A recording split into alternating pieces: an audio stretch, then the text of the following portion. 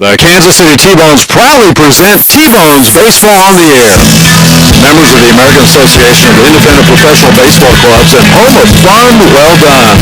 The T-Bones Broadcast Network is brought to you by Community America Credit Union, Austin's Trailers and Motorsports, Budweiser, Coca-Cola, Price Chopper, Providence Medical Center, the Kansas Lottery, FlyKCI.com, Roma Bakery, Sheet Metal Local Number 2, and Kissick Construction. Now let's head out to the ballpark for the starting lineups and the first pitch with the voice of the T-Bones, Nathan Moore.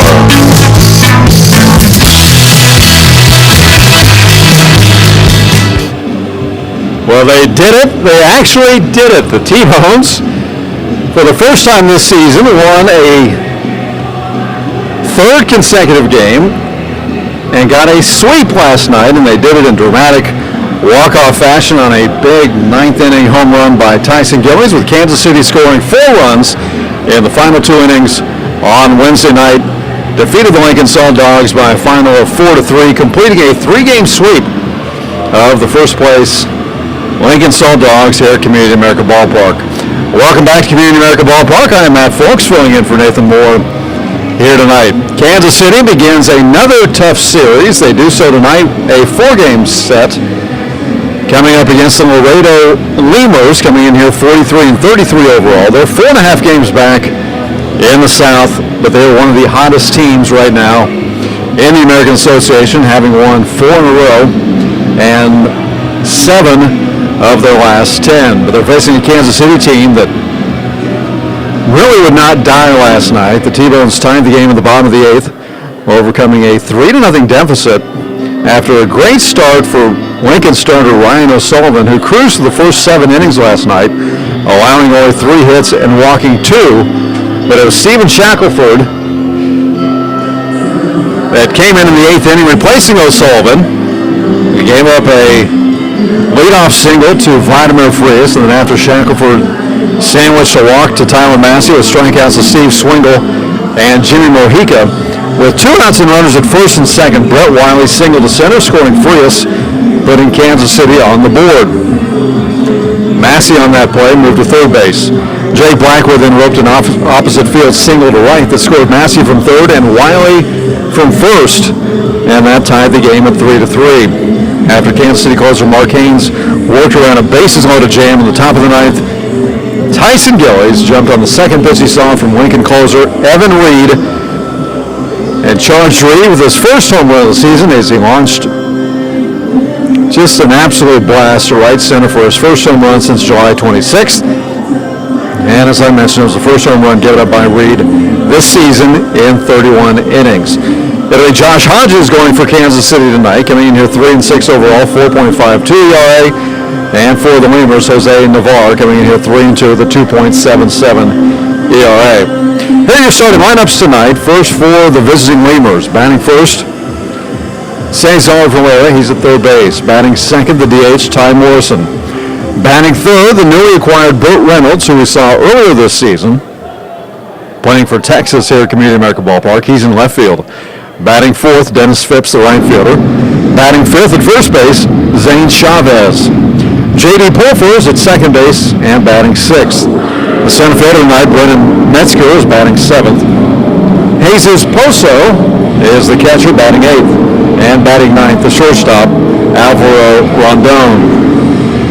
So Valera, Morrison, Reynolds, Phipps, Chavez, Pulfer, Metzger, Poso, and Rondon with Jose Navarre on the mound. For the T-Bones tonight, it'll be Tyler Massey leading things off, playing center field. Batting second at third base, Jimmy Mojica. Brett Wiley will be playing second base and batting third. Jake Blackwood, who had the big hit last night, batting fourth and playing first base. He'll be followed by the DH, Anthony Gallus. Tyson Gillies, who had the game winner last night, is in left field tonight once again, and he'll be batting sixth. Starlin Rodriguez in the lineup tonight, replacing Dalton Wheat, who we've seen the last couple nights. Rodriguez is in right field and batting seventh. Vladimir Frias at shortstop, batting eighth, and the catcher Tyler Moore, who had a base hit last night, the first hit of the game for Kansas City against O'Sullivan, and also walked in last night's game. He'll be catching and batting ninth. And as we mentioned, Josh Hodges will be on the mound. Coming in here 3-6 overall, 4.52 ERA. So again for Kansas City, Massey, Mojica, Wiley, Blackwood, Gallus, Gillies, Rodriguez, Frias, and Moore with Hodges on the hill. These two teams have faced each other 7 times this year. So far, all in Laredo. We will see these Lemurs here at Community America Ballpark a couple times here as we get set to close out this regular season. But Kansas City is 3-4 this season against the Lemurs. In the last series at Laredo, just a couple weeks ago, the T-Bones and the Lemurs split the 4-game series. But Kansas City, as I mentioned, coming in here on a 3-game winning streak. It's the first 3-game streak for Kansas City, the first sweep for Kansas City since the end of August 2015. So it's been almost exactly a year since Kansas City last swept a team. And this marks the longest winning streak of the season now at 3 games. So Laredo coming in here having won their last 4, Kansas City having won its last 3. Will face off for 4 games beginning here in just a few minutes here at Community America Ballpark. We're going to take a 2-minute timeout. When we come back, we'll have the first pitch for you as you're listening to T-Bones Baseball on the T-Bones Broadcast Network. It's always good to know that great doctors are close by. In fact, the great doctors of Providence Medical Center are right down the street from the ballpark at 89th and Parallel. Count on Providence when you need 24/7 emergency services, an accredited chest pain center, or specialized orthopedic and sports medicine services. Providence Medical Center is proud to be the official healthcare partner of the T-Bones. Learn more at providencekc.com. At Community America, we're redefining wealth. It's time to focus on what really fills our lives with meaning. The experiences and relationships that define who we are and what we value. At Community America, what matters to you matters to us. Because when you have financial peace of mind, you can live life to the fullest. Make today wealthy.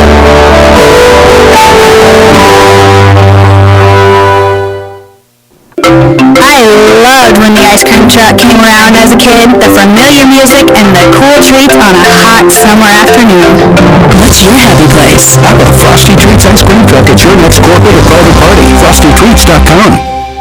Country Inn & Suites in Village West is the official hotel of the KC T-Bones. We conveniently share the parking lot with the stadium and offer access to the best shopping and entertainment. Enjoy a comfortable stay with top-notch services and amenities. Start your day off right with our Be Our Guest breakfast. Our exceptional service makes Country Inn & Suites the ideal hotel in KC for anyone traveling for business or pleasure. Stay with us on your next trip and we'll have you saying, I love this country. Book today at countryinns.com/Kansas City KS.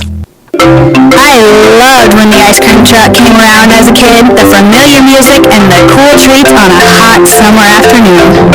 What's your happy place? How about Frosty Treats Ice Cream Truck at your next corporate or private party? FrostyTreats.com.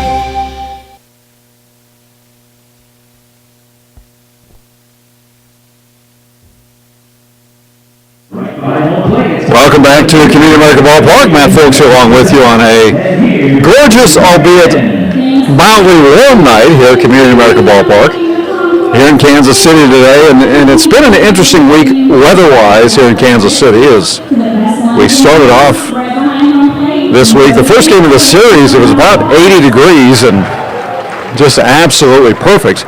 It has gradually warmed up here this week, and today the temperature itself reached about 100, 101 with a heat index of about 110. Personally, I would be perfectly fine if it were exactly 100 degrees cooler than it was today, but that would not be suitable for baseball. So we get set for game 1 of 4 here with Kansas City and Laredo.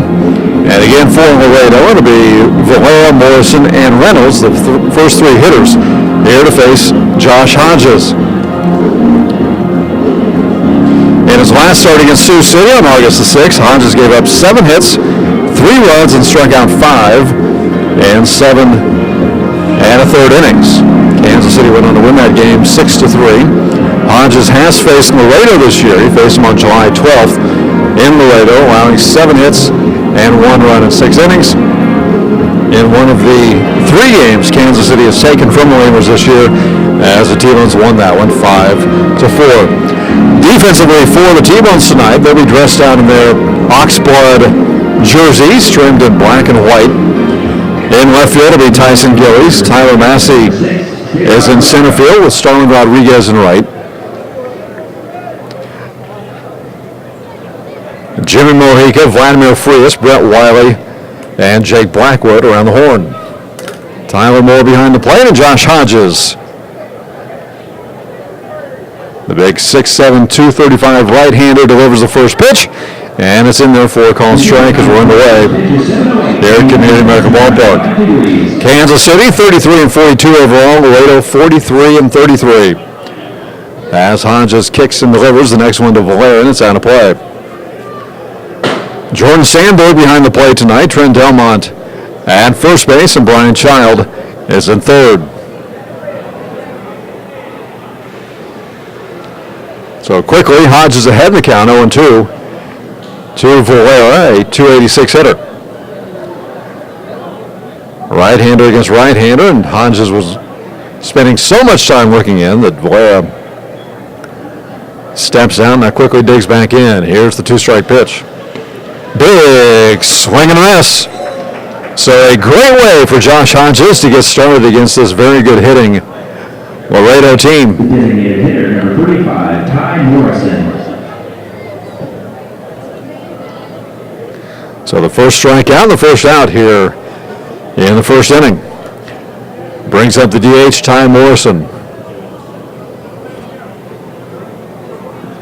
Morrison, a left-handed hitter, wide open stance. The first pitch is right down the chute for a called strike. Ty Morrison batting .287, 4 home runs, 35 driven in.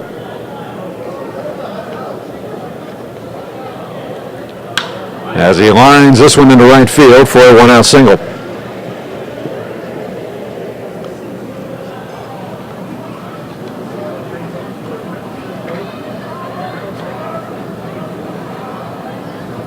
So Morrison will be on base. Left fielder number 23, Burt Reynolds. And it brings up Burt Reynolds, who the Lamers acquired today from Texas.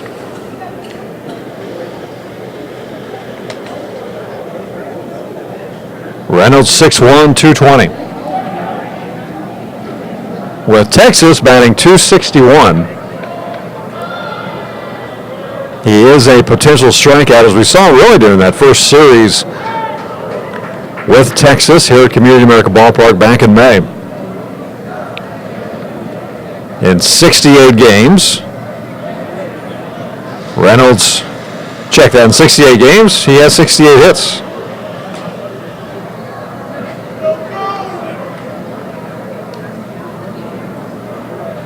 He scored 51 runs, has driven in 44. He was a hitter that Laredo felt it really needed to make a postseason push as the Lamers, the defending American Association champions. They came out of the wild card spot last year and eventually went on to beat Sioux City in the championship round. Hodges, the right-hander, working out of the set. The 1-strike pitch is a little bit upstairs.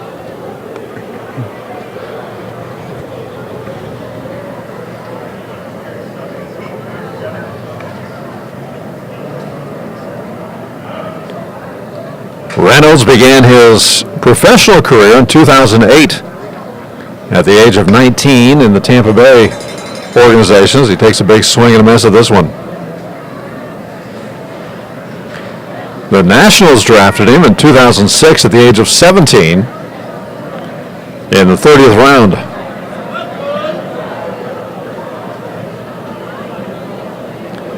He digs back into the right side of the plate with a 1-2 count, 1 out here in the top of the first. Morrison gets his lead at first. Long look by Hodges, and now Reynolds will step out.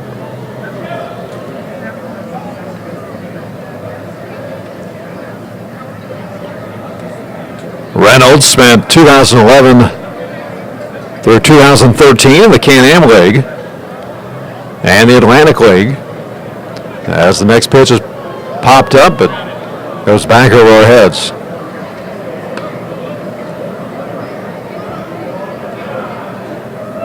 After those 3 seasons in the independent Can-Am and Atlantic Leagues, Reynolds signed with the Seattle Mariners and spent 2 years in their system.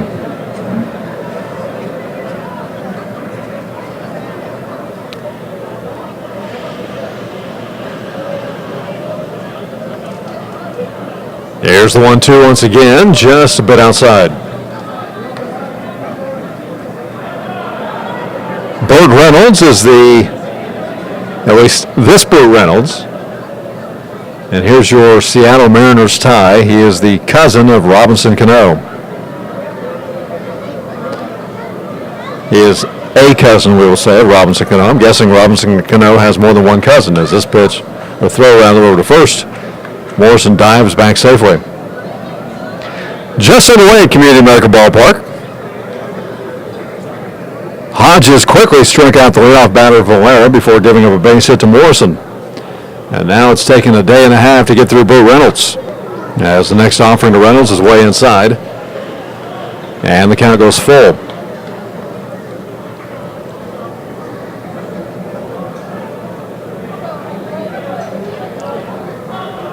So the Lemurs of Laredo will be here for 4 games. It looks like they've tweaked one of their mascots.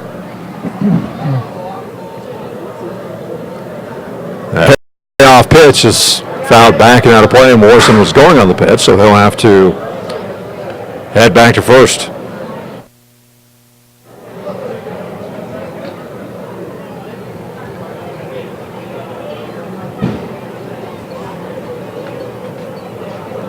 But the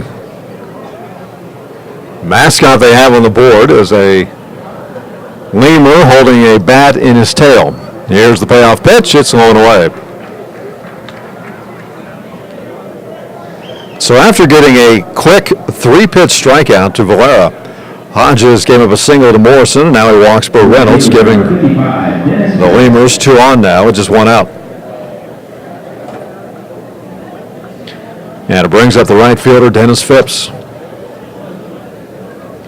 Phipps, a very dangerous hitter. 16 home runs and 49 driven in. Wiggling the bat above his head, and now takes the pitch way inside.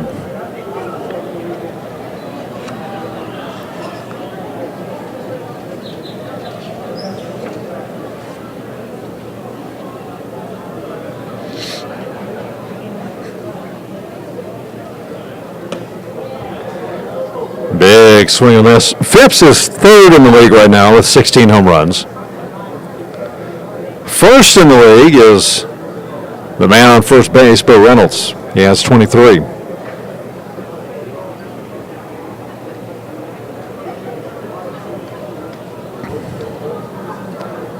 A kick in the pitch is an off-speed pitch. That's in there for a strike.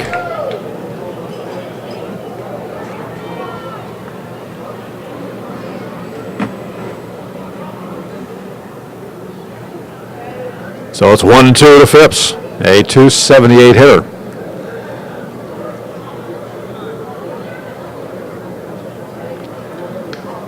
And we generally don't see Hodges working this slowly. I'm not sure if it's just trying to get on the same page with Tyler Moore, or if it's the heat. He's trying to figure out what Laredo's going to do. But you can tell that the Laredo batters are getting a little frustrated.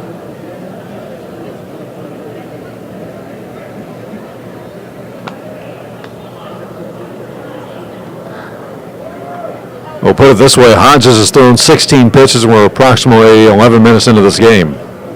As the next pitch off the end of the bat and foul down the first base side. I'm no math whiz, but I think that's almost a pitch a minute.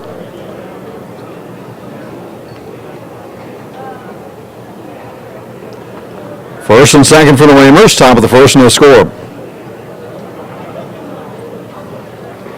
Ty Morrison singled, he's at second base. Burt Reynolds walked, he's at first. The next pitch to Phipps is in there for a called third strike. So Hodges gets a huge strikeout against a big hitter in Dennis Phipps. Now 2 strikeouts on the night for Hodges and 2 outs here in the first inning. That brings up the first baseman, Zane Chavez.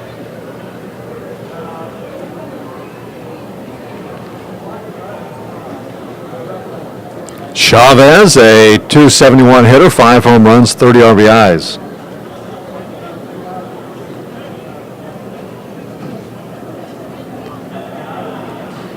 He has been a good middle of the lineup type hitter in this league for a couple years.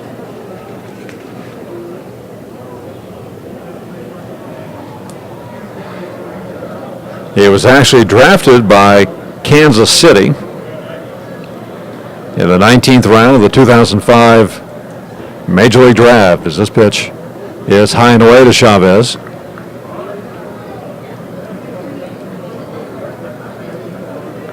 He did not sign with the Royals, ended up going the college route and went to Indiana State and Lindenwood, as well as Palomar.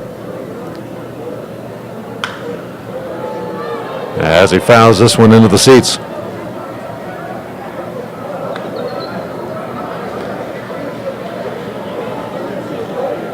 So he was drafted in the 19th round in 2005 by the Royals. And if you think back to that time, you think, well, why would a kid not sign? But especially when he then ends up going to 3 smaller schools. It's not as if he, went to an Oklahoma State, for instance, as this ball 5 in the midst of another 100-loss season. Here's the 1-2 to Chavez, swings and misses. On a nice slider inside by Hodges. He's fired up as he works around 2 base runners, striking out the side here in the first. So for Laredo here in the top of the first, no runs on 1 hit. There were no errors, and 2 left on base. We head to the bottom of the first. It's Laredo nothing, Kansas City coming up back after this on the T-Bones Broadcast Network.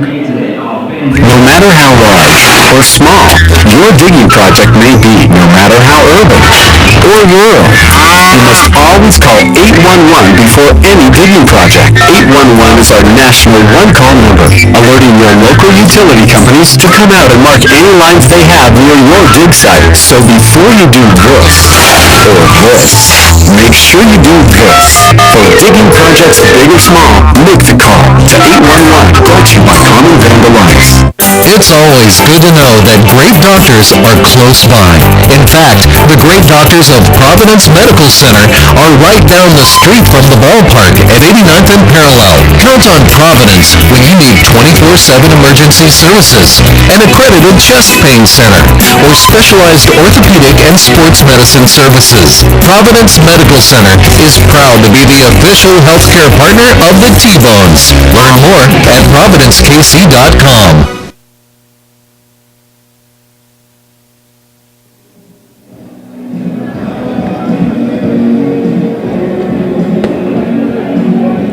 Welcome back to Community Medical Ballpark as we head to the bottom of the first inning.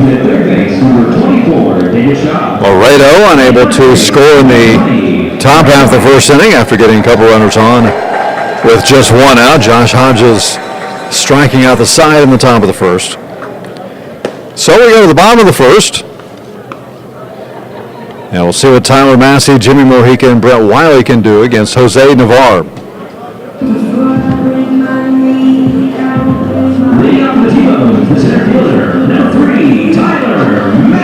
Navarre coming in here, 3-2 overall, 2.77 ERA. This is his fourth start of the season. He is 6'1", 170 pounds.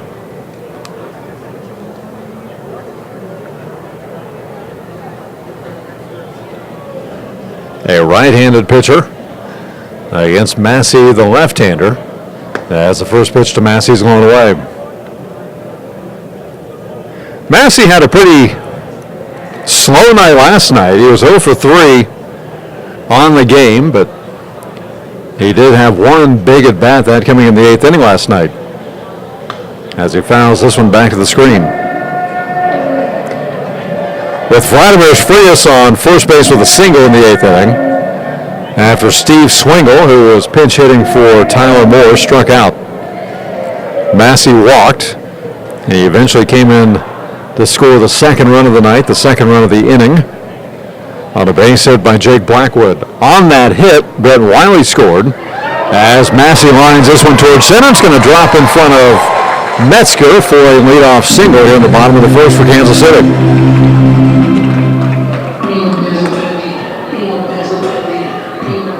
So Tyler Massey will get on base here in the bottom half of the first.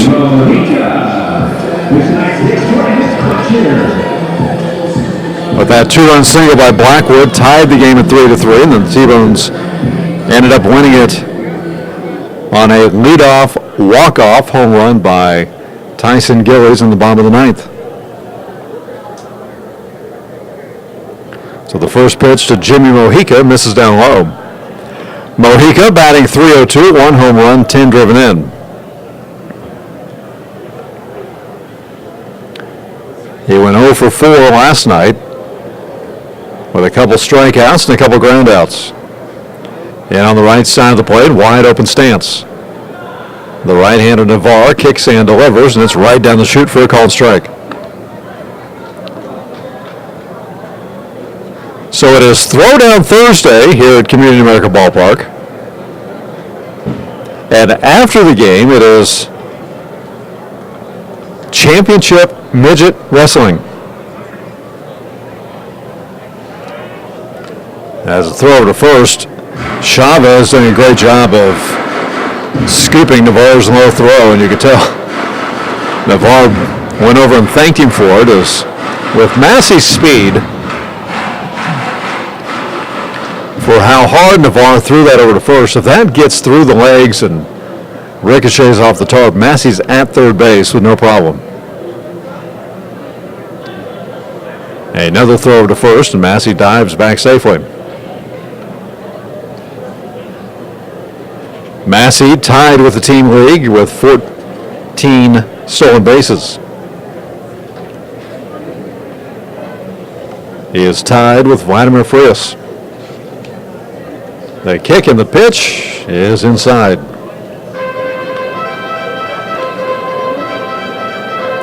So Championship Midget Wrestling after the game tonight. They have the ring set up out on the concourse, out by the Micro League beer stand.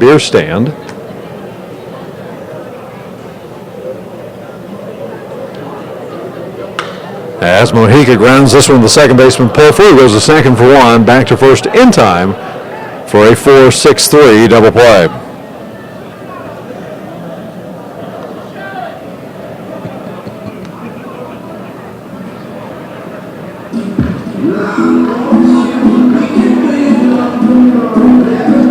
So just like that, the leadoff hit by Tyler Massey is wiped out on the 4-6-3 double play. And with 2 outs, it brings up Brett Wiley. No score. We're in the bottom of the first inning.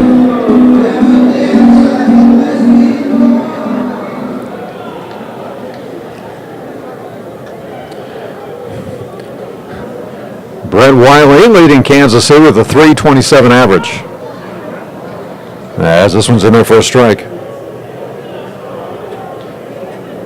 He had 2 hits last night, one in the 7th inning. when it started to look like Kansas City was going to start getting some hits off Ryan O'Sullivan, the starter for Lincoln. As Wiley lines this one into left field for a 2-out single. So Wiley with hits now in 3 consecutive at-bats.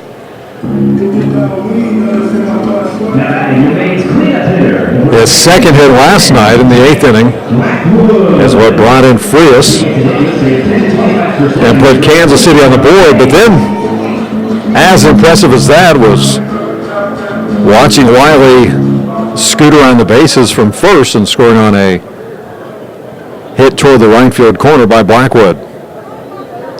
So Jake is the hitter now with 2 outs and Wiley at first. The first pitch to Blackwood, curveball in the dirt. Blocked by Jesus Poso, the catcher for Laredo. I mentioned that it's a little bit hot here in Kansas City. It's 93 right now, and it's basically 7:30 now. 93 degrees. And I apologize, I was wrong on the heat index. It's down to 104 now. It was 110 a little bit ago, but as the sun goes down, it's down to a blustery 104.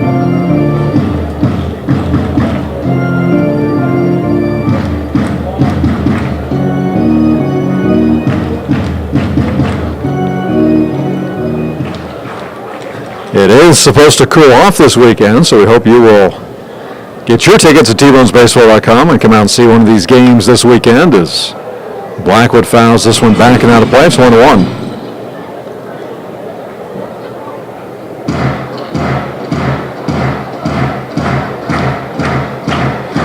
It's supposed to be 87 tomorrow, 88 on Saturday, and then 86 on Sunday. It's going to feel like winter with those 3 temperatures. Wiley with his lead at first. Here's the kick and the pitch, and Blackwood will take this one into right field. Wiley's going to hold up at second base. As Blackwood just reached out and punched that one just past Pulfer, the second baseman. Pulfer had Blackwood played closer to second base than double play depth. And Blackwood was able to punch it by him. And we've seen that now out of Blackwood here the last few games. He's been doing a great job here recently of going with that outside pitch.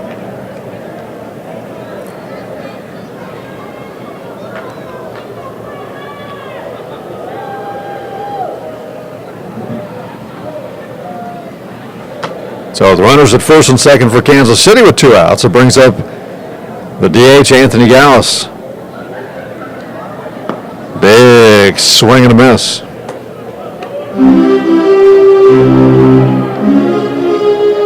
Gallus went 0 for 4 last night with a strikeout and 3 pop-outs. Hitting below 200, 194. But he does have 34 RBIs and a chance to make it 35 as he tries to hold up on the swing, but first base umpire Trent Delmont says he went around.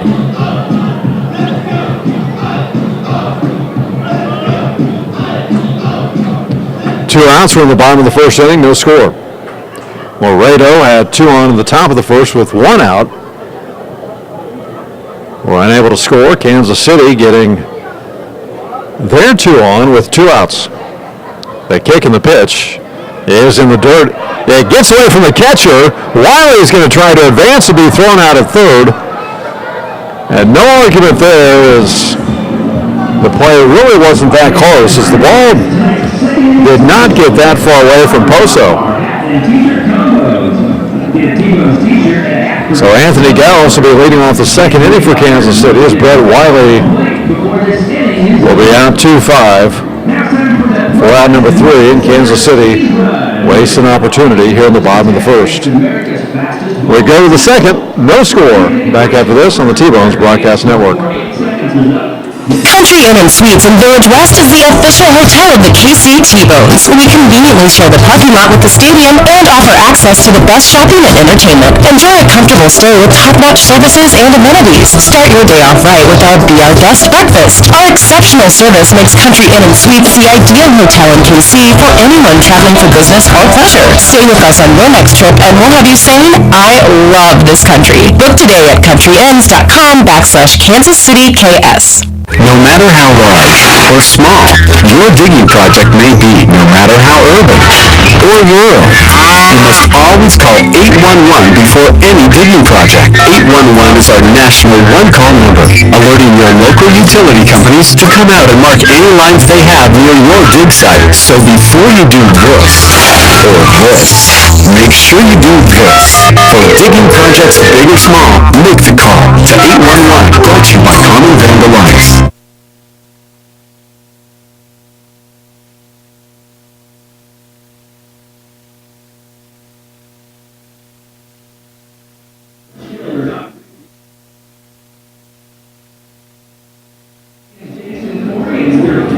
So the T-Bones get 3 singles in the bottom of the first inning, but have nothing to show for it.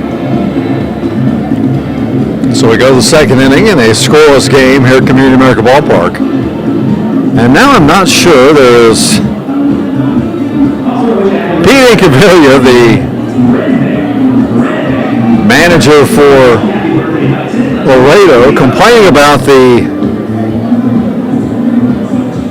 size of the batter's boxes.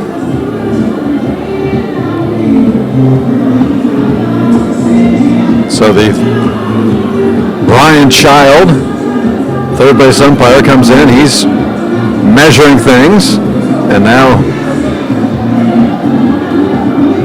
Incaviglia is going to begin to wipe out the back of the batter's box for a right-handed hitter.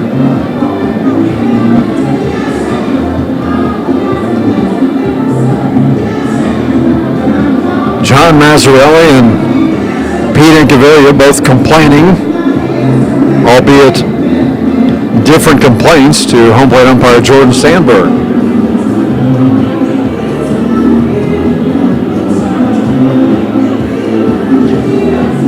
And now the hitter J.D. Pulfer, along with Tyler Moore, will kind of make a new line. Leading up the reliever is our Chick-fil-A strikeout bat of the game. And J.D. Pulver strikes out. And it looked like after that first inning,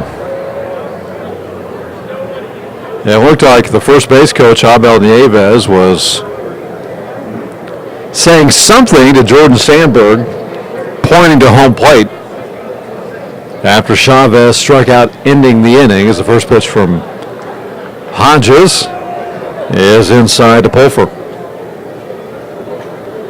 But it's very quick. It was just seemed harmless enough, and now that Laredo is back up, they will say that the batter's box was not big enough, as Pulfer fouls this one back and out of play.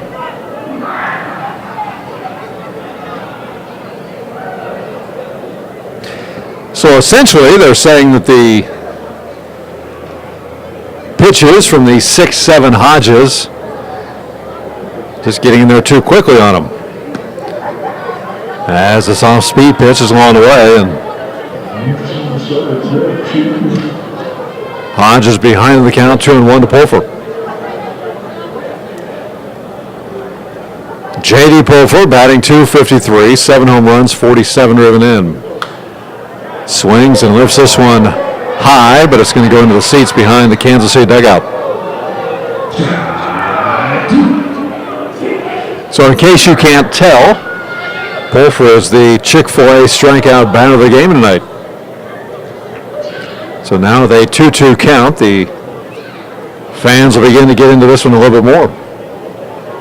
Thanks, of course, to public address announcer Bill Hurlbrink. So Hodges struck out the side in the first inning. Here's the 2-2 pitch, and it's lifted into right field, but right at Starlin Rodriguez. So Pulfer, even with the extra 2 inches that Pete and Cavilla argued about as far as the size of the batter's box. And I apologize, it wasn't 2, it was probably more like 4, but basically the batter's foot is now on the back of the chalk line. Here's Brendan Metzger now as the first pitch to Metzger's in their first strike. But Pulfer, even with that extra few inches, was late on that pitch and flied out to Rodriguez for out number 1. Here's the 1-strike pitch, check swing off the sweet level. And that will hang out in sweet 34. A couple fans will chase it down. And Hodges will be ahead in the count, 0-2 to Metzger.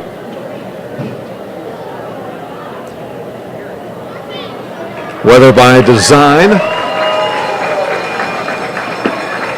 as the 0-2 pitch barely missing down low. That is one of the few fastballs we've seen here this inning from Hodges.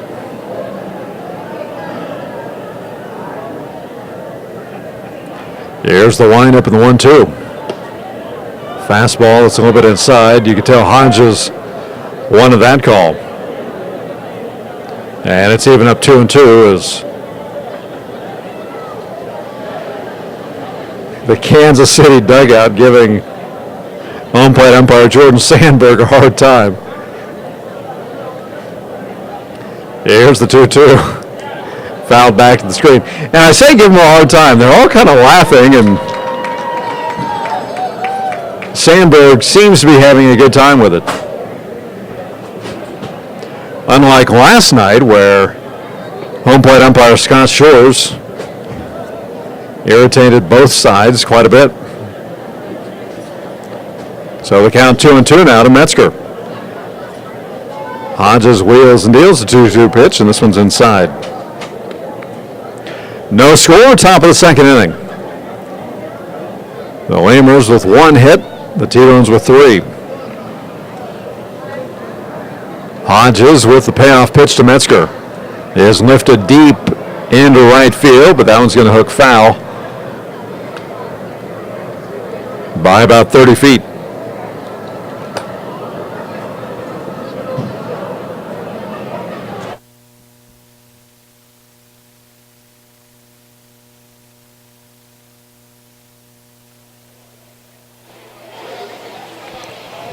So we'll do the 3-2 pitch one more time. Here it comes. And it's lifted into shallow right. Wiley, the second baseman, will backtrack and make the play for out number 2. So 2 up, 2 down here in the second inning.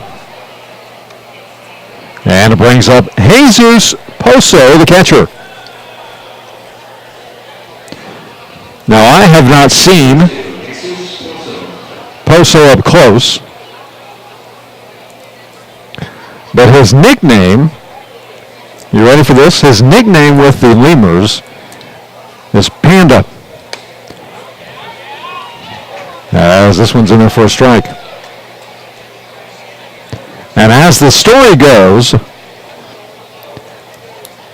he got the nickname Panda on the first day of spring training this year. As this pitch, curveball in the dirt.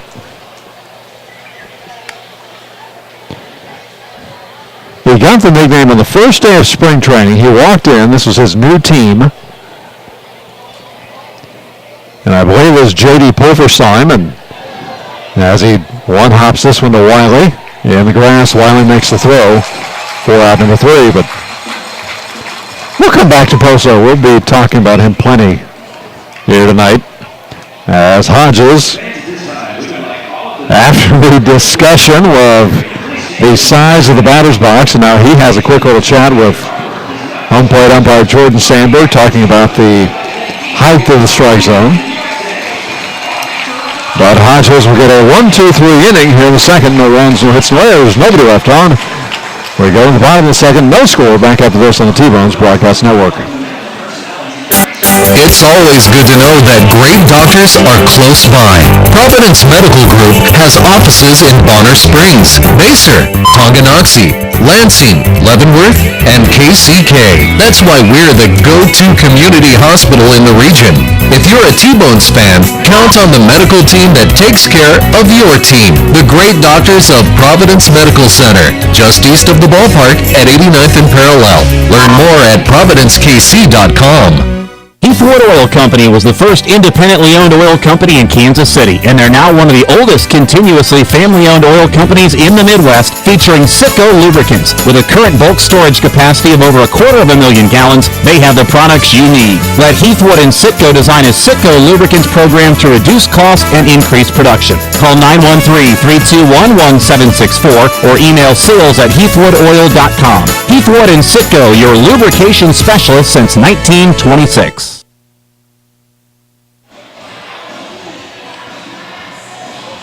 So we go to the bottom of the second inning with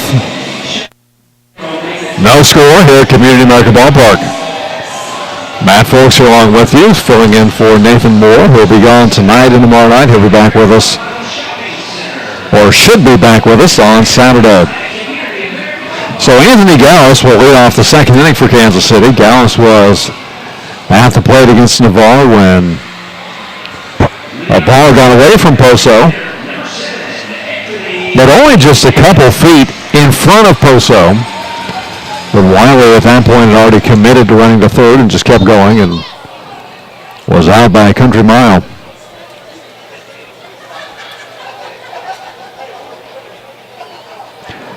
So Gallus, who saw 4 or 5 pitches from Navarre, leads off the second inning and takes the first pitch low and inside. I was talking about Poso being nicknamed Panda,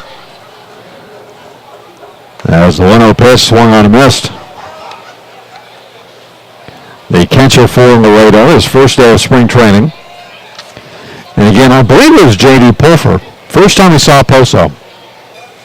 Poso's with his new team.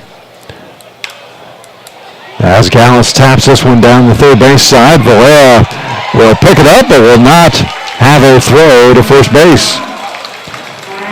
He was charging in hard, but decided to hold it and let Gallus get the leadoff single.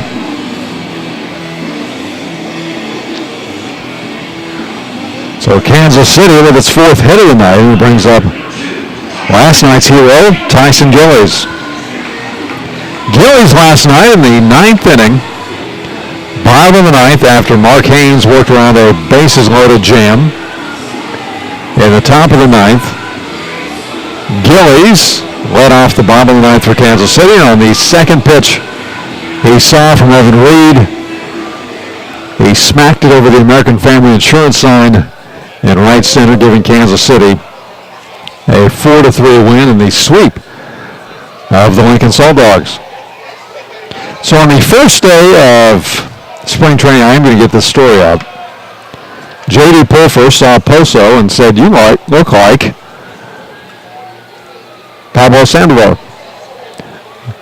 As Gillies shows bunt, but pulls it back.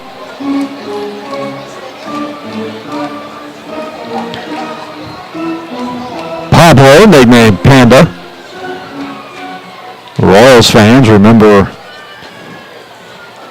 Pablo catching the final out of the 2014 World Series as this pitch is fouled back to the screen.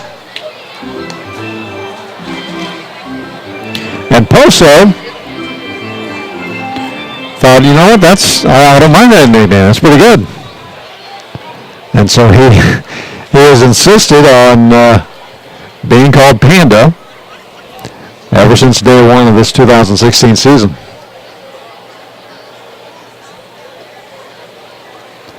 Here's the 1-1 to Gillies, shows bunt, gets it down, but foul. Found it right between his legs.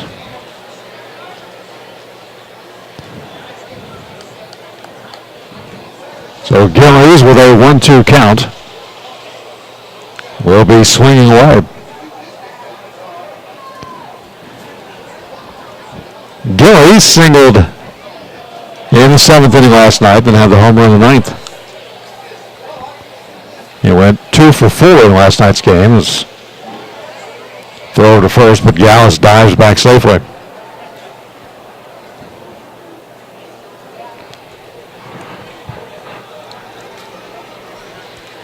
And we've seen this with Gillies. He has 4 home runs. He's hit a couple here at Community America Ballpark, but he practically sprints around the bases when he hits one.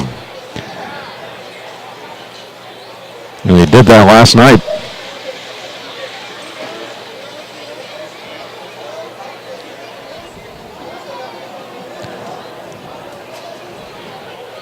First base coach Frank White told Trent Delmont, who was the first base umpire last night and tonight, told Trent as Gillies was stepping up last night, he's going to hit this one out. As he grounds this one into right center for a base hit. Gallus charges around second. He heads to third. Kansas City is in business here in the 2nd inning with runners at the corners and nobody out.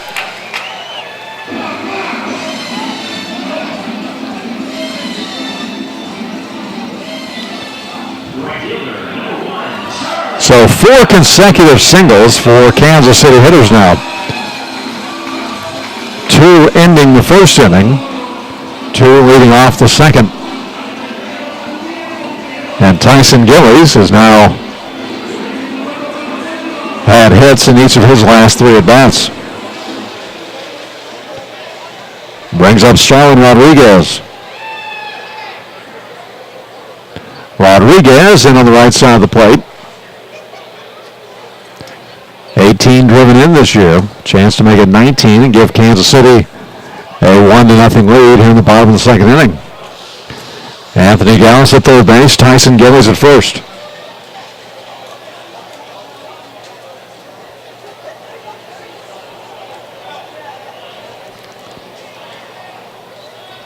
The kick and the 1-ball pitch. Paints the black on the outside corner for a called strike.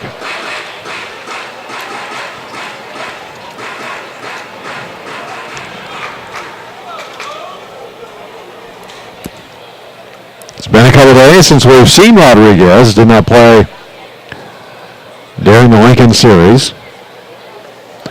As Gillies takes off, and here's a chopper down to third. Valera up with it, throws to first, a low throw, but it's going to be scooped out by Chavez as Gallus holds up at third base. So Kansas City will have runners at second and third now with 1 out.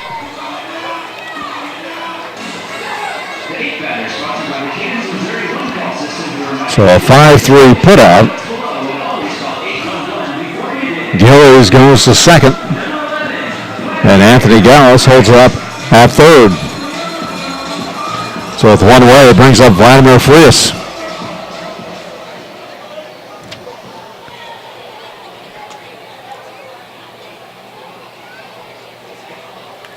Infield in for Laredo. The first pitch is low and away to Frias.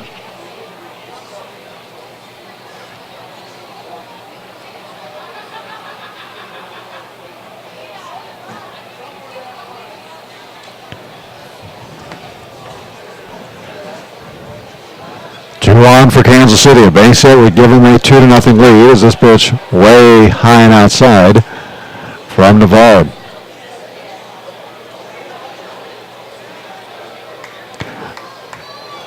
Laredo in their black jerseys trimmed in gold and white with the gray pants.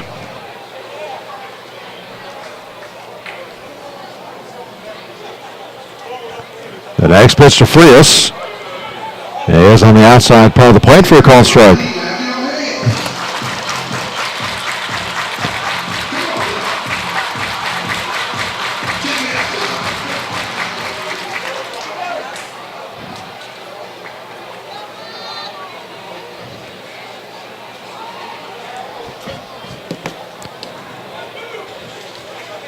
As the next one's down low, it's now 3-1. So Navarre is just suddenly all over the place here against Frias.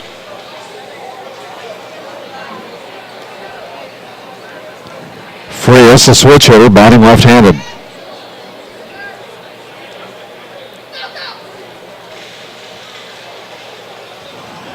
Gallus at third, Gillings at second. The kick in the 3-1 is high and away, ball 4.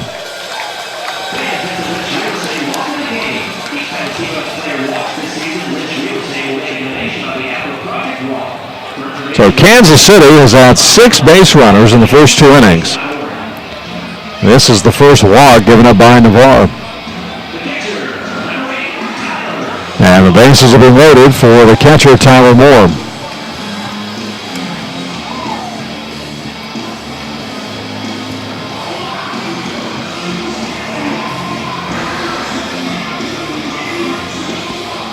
Moore reached base twice last night. Both times up, singled in the 3rd, walked in the 6th, but then it was pinch hit for with Steve Swingle in the 8th. Steve Swingle promptly struck out. But Tyler Moore with a chance to add to his 3 RBIs on the season. Bases are loaded, 1 out. Double play ball is bumped by Pulfer, second for 1, over the first, and they will say that Chavez was on the base for the final out. So Kansas City with runners at second and third with 1 out, and then the bases loaded with 1 out, unable to get anybody in as Tyler Moore grounds into a 4-6-3 inning-ending double play. For the T-Bones here in the second, no runs on 2 hits. And there were no errors for Laredo. We've played 2. We've head to the 3rd as they bring out the chalk machine to fix the back line of the batter's box. They'll have that fixed by the time we get back in 1 minute on the T-Bones Broadcast Network. Country Inn & Suites in Village West is the official hotel of the KC T-Bones. We conveniently share the parking lot with the stadium and offer access to the best shopping and entertainment. Enjoy a comfortable stay with top-notch services and amenities. Start your day off right with our Be Our Guest breakfast. Our exceptional service makes Country Inn & Suites the ideal hotel in KC for anyone traveling for business or pleasure. Stay with us on your next trip and we'll have you saying, I love this country. Book today at countryinns.com/Kansas City KS. It's always good to know that great doctors are close by. In fact, the great doctors of Providence Medical Center are right down the street from the ballpark at 89th and Parallel. Count on Providence when you need 24/7 emergency services, an accredited chest pain center, or specialized orthopedic and sports medicine services. Providence Medical Center is proud to be the official healthcare partner of the T-Bones. Learn more at providencekc.com.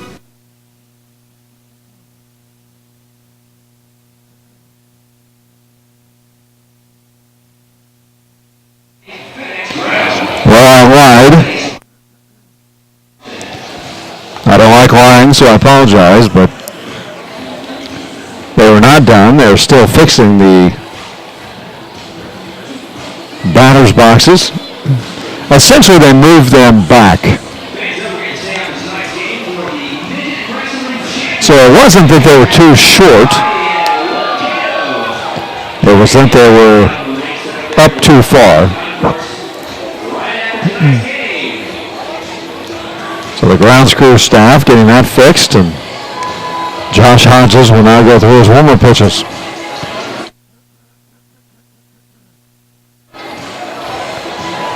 No score here at Community American Ballpark. Kansas City has had opportunities in the first 2 innings tonight against Jose Navarre with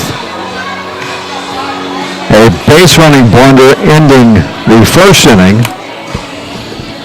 And then a big 4-6-3 ground ball by Tyler Moore that ended the second with the bases loaded. So we'll see if Josh Hodges can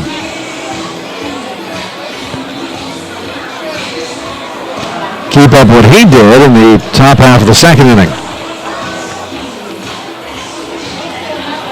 Now they sprinkle and rake in a little bit of dirt at the front of where the batter's boxes were. And now we're ready to go.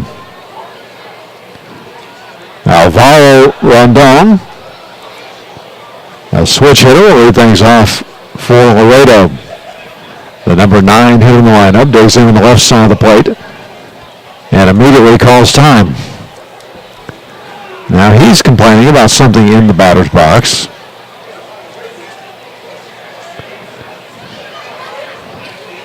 He's saying it's too short. Jordan Sandberg, home plate umpire, basically said, let's go.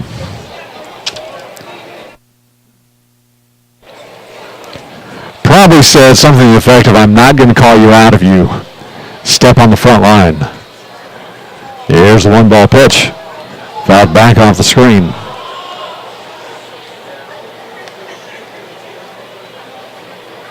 But really the grounds crew just came out and did what Brian Child and Jordan Sandberg were telling him to do. This one's fouled back to almost the same spot. And the count's 1-2 to Rondon. Rondon, a .266 hitter, 1 home run, 32 RBIs.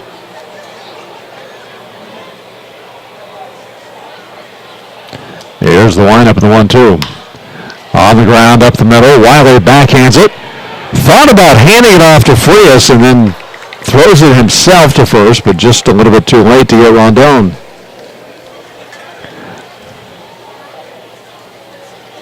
At least it looked like Wiley was ready to flip it to Frias. We'll see if we can tell that on the replay, but we saw the Royals do that here within the last couple of days.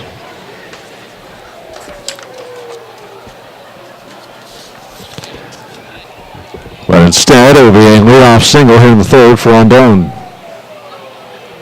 So we'll go back to the top now with Valera. Laredo had 2 runners on in the first inning with 1 out, and then Hodges came back and struck out Phipps and Chavez, ending the inning. We'll see what he does with nobody out, with Rondon at first. Rondon leaning towards second, does not run as the pitch is blown away.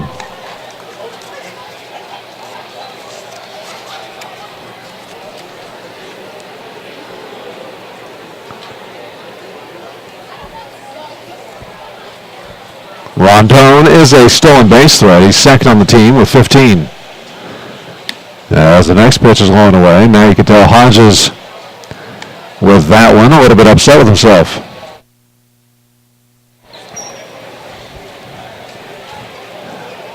So 2-0 to Valera, who struck out on 3 pitches in the first inning. Valera on the right side of the plate. Another throw to first. Rondon dives back safely.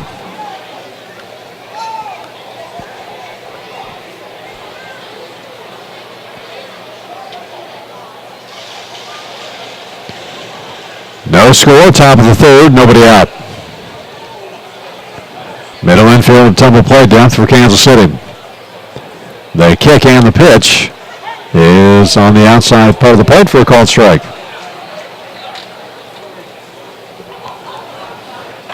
So Jordan Sandberg being much more generous with his outside calls against a right-handed hitter than Scott Shores was last night. Shore's strike zone for a right-handed hitter was basically from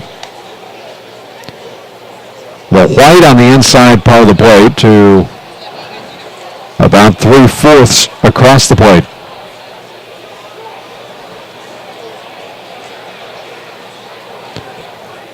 As the count is 2-1 to Valera.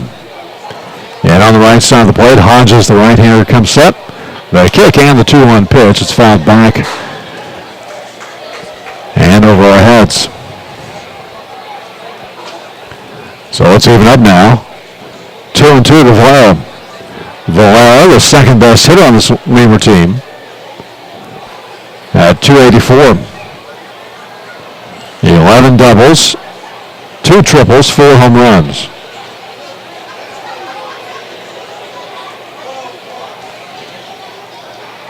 Here's the 2-2, runners going, the pitch is in the dirt, swung on and missed. The throw down to second base, not in time, as Hodges will get the strikeout, but on the other end, Rondon will get his 16th stolen base, tying him with Dennis Phipps for the team lead. The designated hitter, number 35, Ty Morrison. So essentially the same as a sacrifice, although Valera has now struck out twice. Hodges struck out the side in the first inning. He now has 4 in the game. And with 1 out and the runner at second, it brings up Ty Morrison. Morrison singled his first time up as he watches the first pitch high and away from Hodges.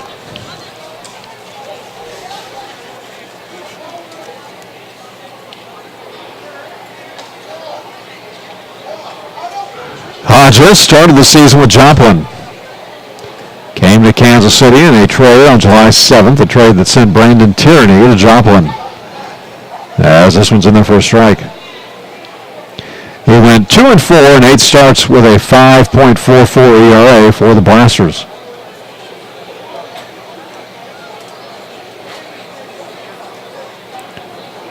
A tall right-hander out of Mississippi comes set at the belt. The 1-1 pitch is on the inside part of the plate for a called strike.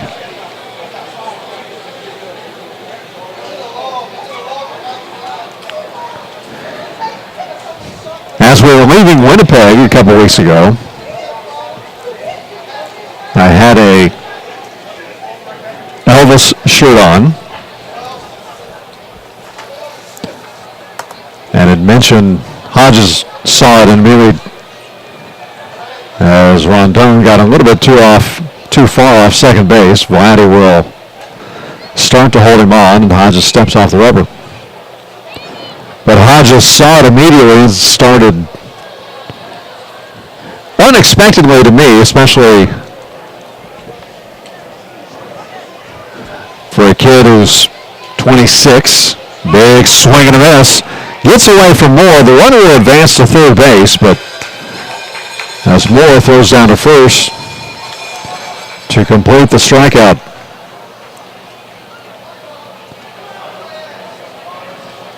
The 5th strikeout for Hodges, and the second out here in the 3rd inning. Rondon, though, now 90 feet from scoring with 2 outs, with Burt Reynolds at the plate.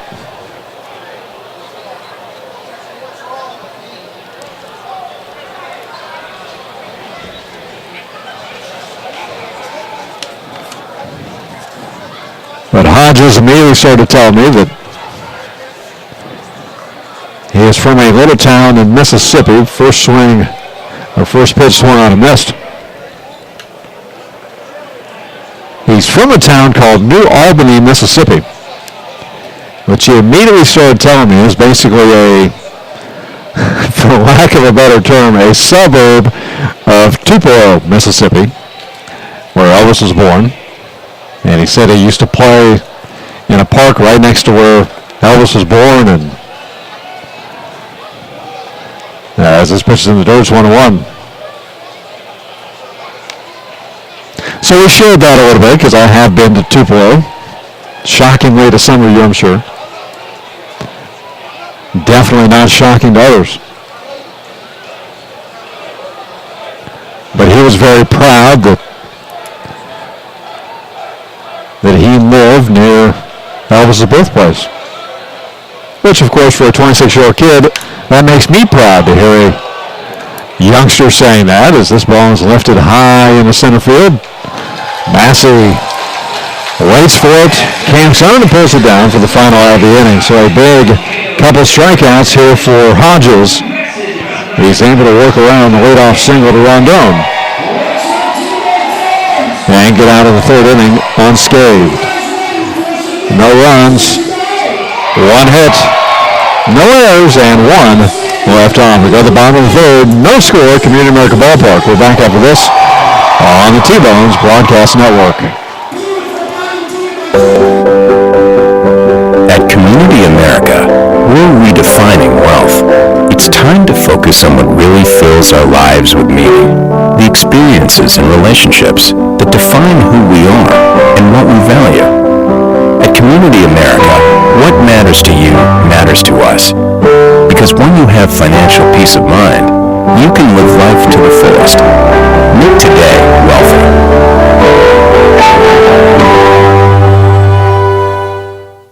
No matter how large or small your digging project may be, no matter how urban or rural, you must always call 811 before any digging project. 811 is our national one-call number, alerting your local utility companies to come out and mark any lines they have near your dig site. So before you do this or this, make sure you do this.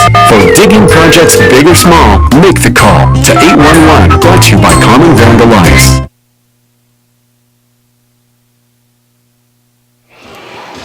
We'll be back at the top of the lineup for Kansas City. Massey, Mojica, Wiley. And if anybody gets on, it'll be Blackwood here to face Jose Navarre. Navarre has been able to work around 5 base hits for Kansas City, 6 base runners total in the first 2 innings tonight. He has been aided by 2 4-6-3 double plays. The biggest of those, as Massey fouls this one back to the screen, the biggest of those coming last inning, when Kansas City had the bases loaded with 1 out, and Tyler Moore grounded into a 4-6-3 inning-ending double play. A 1-strike pitch to Massey is blooped toward the left field side, and it'll drop for a leadoff single, the second hit of the night for Massey. So Massey, who went hitless in 4 at-bats last night, gets his second hit here tonight. He was the first out in the first inning on the 4-6-3 double play, grounded into by this man, Jimmy Mojica.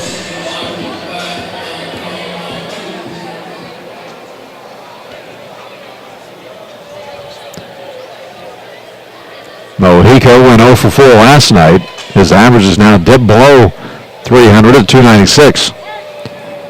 As the first pitch from Navarre paints the black on the outside corner, much to Mojica's dismay. It's in there for a strike. No score, bottom of the third. Middle infielder, double play depth. The third baseman, Valera, just off the grass. Now he'll back off a little bit. Even now with the bag. Navarre, the big right-hander, comes set at the belt. The 1-strike pitch is swung on and fouled back and out of play. They have Navarre listed at 6'1", 170 pounds. Now, I have not been next to Navarre yet.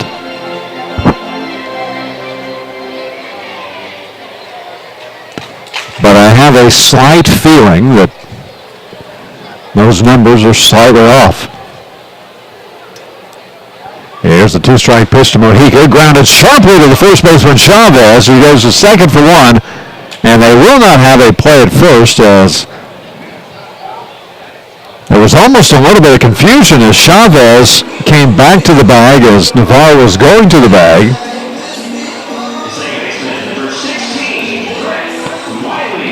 So Mojica on with the fielder's choice. 3-6 put out for out number 1. And it brings up Brent Wiley, who singled back in the first inning. Combined with his final 2 at-bats last night, both singles. Wiley was singled in each of his last 3 at-bats. He's now batting .330 on the year. As the first pitch is down low, Mojica stays at first base. In the past 7 games, Wiley is the 4th best hitter in the American Association with a .438 average. 14 for 32 in those last 7 days. 7 RBIs, 5 runs scored. And on the left side of the plate as the next pitch is fouled back and out of play.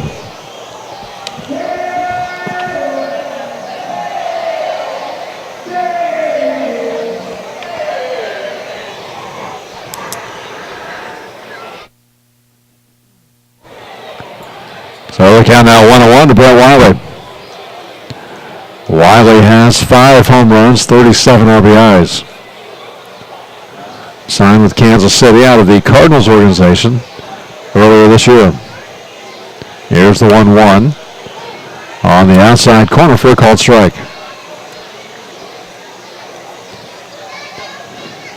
In 70 games this year, Wiley has 85 hits, 18 doubles, 3 triples, 5 home runs. He has walked 27 times, struck out 43, and he's down the count here, 1-2. Next pitch along the way.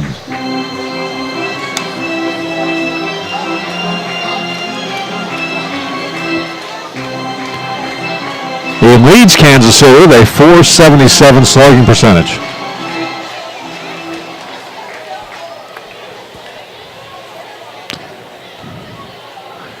Diggs back here on the left side against the right-hander Navarro. They kick in the pitch and it's fouled back and out of play.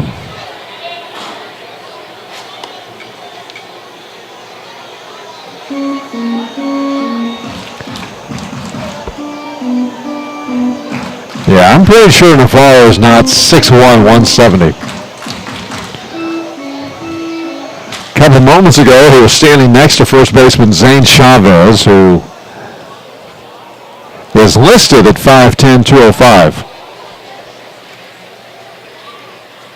The kick in the pitch is in the dirt.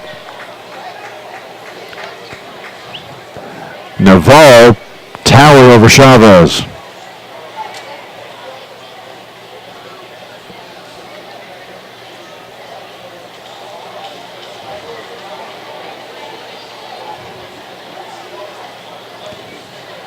Regardless, Navarro comes set.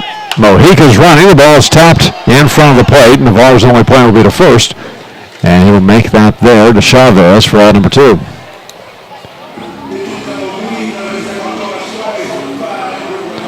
So Mojica at second base, but now Kansas City with 2 outs in the inning. And it brings up Jake Blackwood.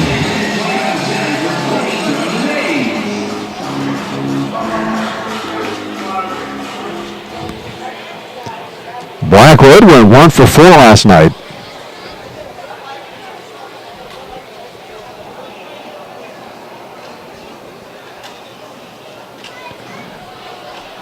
Again, the big at bat for Jake was a ball that he took toward the right field corner that scored 2 runs and tied the game against Lincoln last night, 3-3 in the bottom of the 8th.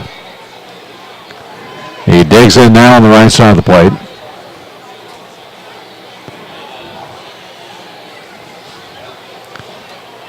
Navarro, the righty, kicks in to Rivers, and the first pitch away inside. Jake singled in the first inning tonight. But then while he was at first, the ball was in the dirt to Anthony Gauss, the next batter. It didn't get far away from Poso, but Wiley, who was at second base, thought it went far enough. He tried to advance to third and was thrown out for the final out.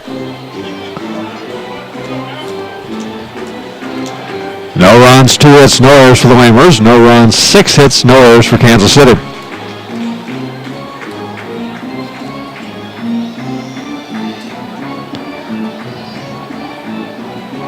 The T-Rones had 3 hits in the first, 2 hits in the second, and now 1 thus far Here in the third, the count 1-1 here to Blackwood.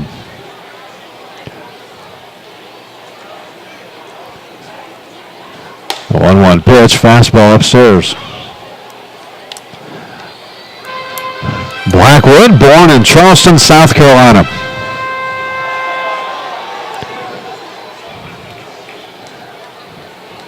Came to Kansas City at a fairly young age. In fact, played Little League baseball here in Kansas City and played against Nate Tenbrink quite a bit growing up as Blackwood takes a big swing and a miss here.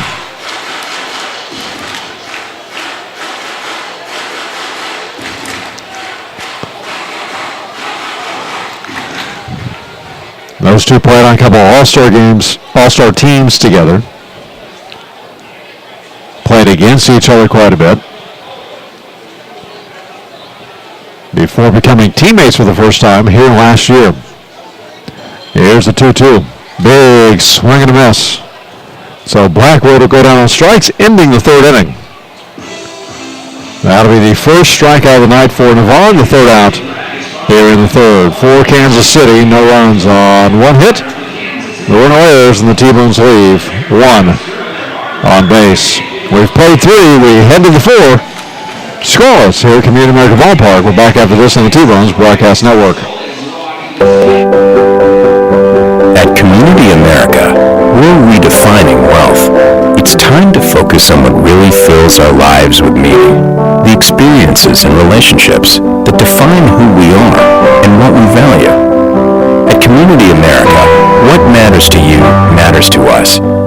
Because when you have financial peace of mind, you can live life to the fullest. Make today wealthy.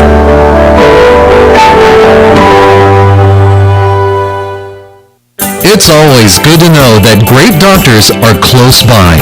In fact, the great doctors of Providence Medical Center are right down the street from the ballpark at 89th and Parallel. Count on Providence when you need 24/7 emergency services, an accredited chest pain center, or specialized orthopedic and sports medicine services. Providence Medical Center is proud to be the official healthcare partner of the T-Bones. Learn more at providencekc.com.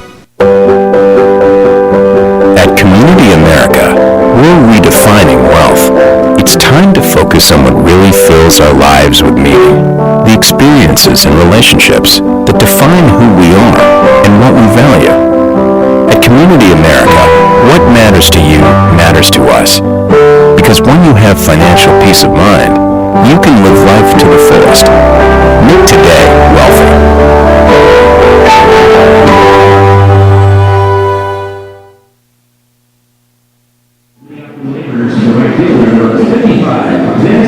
We go to the fourth inning. It'll be Dennis Phipps, Zane Chavez, J.D. Pulfer here to face Josh Hodges. Hodges has given up 2 hits, no runs tonight. Big swing and a miss by Phipps. Phipps, 16 home runs, 49 RBIs, batting .277. He struck out looking back in the first inning. But we're scoreless here at Community America Ballpark on a steamy, thirsty Thursday.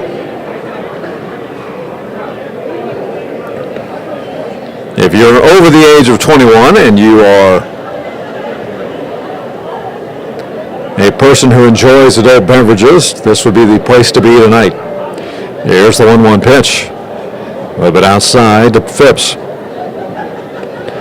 $1.25 beers all night, and then championship midget wrestling after the game. How can you go wrong with that? Here's the windup in the 2-1 pitch. It's long away. And so I can pretty much guess from what we saw between innings a couple innings ago. We pretty much know who the bad guy is tonight. As the 3-1, this is inside to Phipps. So for the second consecutive inning, Laredo will have its leadoff batter aboard.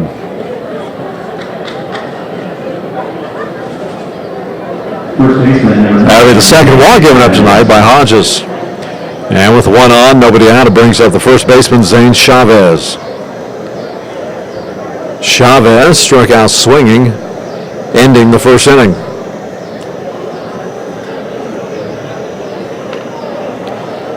So Little Cato, as Chavez rips this one toward the left center corner. They will find that 411 mark right in that corner.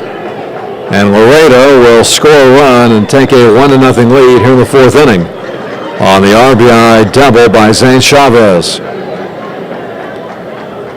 We talk so much about late inning walks that even in a game such as this, a close game, a scoreless game, the walks even in the middle innings can come back to haunt you, and that leadoff walk to Phipps comes back to haunt Kansas City on the double by Chavez.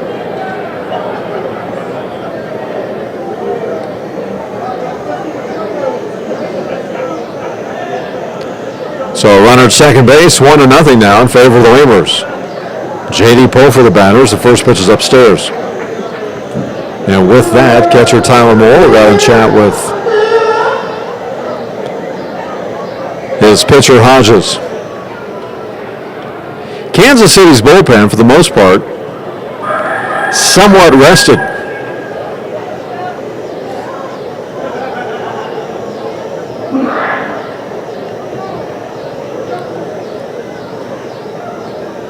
As 2 nights ago,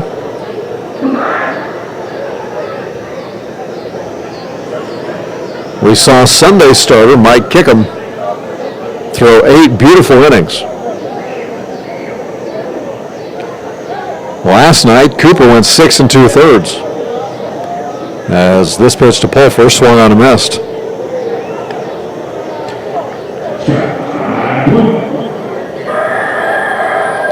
Kansas City used 3 pitchers last night. Cooper went 6 2/3.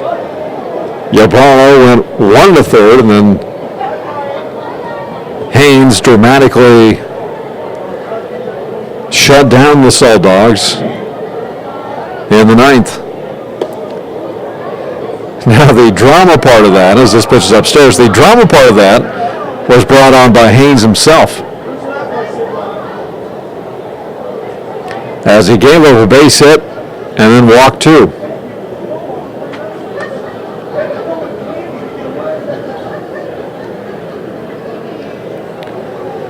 But he was able to work around that, keeping the Salt Dogs off the board, and Kansas City winning in the bottom of the inning as this off-speed pitch stays upstairs to Pulfer.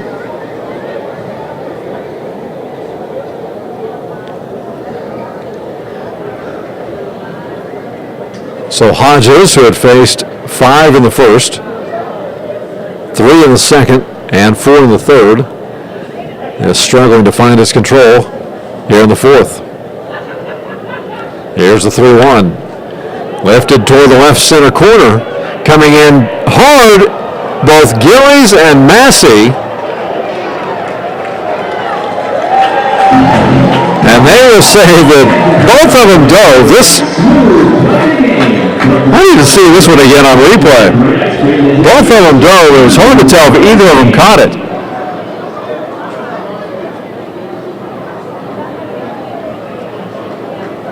But sure enough, Massey came in behind Gillies. Hopefully Dever and the boys will hold on to that one for us. But a great diving play by Massey for out number 1. And I apologize for not getting over the top excited. It was tough to tell as both of them were diving. It was tough to tell if either of them came up with it. So Chavez is still at second base, and there's one up. The pitch to Metzger on the ground toward Frias. He's going to throw to third base, and they will get Chavez dead to right as Chavez left on contact, and he will be out 6-5 for out number 2 as Metzger reaches on the fielder's choice. So a good play by Frias to Mojica, a bad base running blunder by Zane Chavez. Not even a close play at third base. So it brings up Jesus Poso, the catcher. First pitch misses to Poso, who grounded out to Wiley, ending the second inning.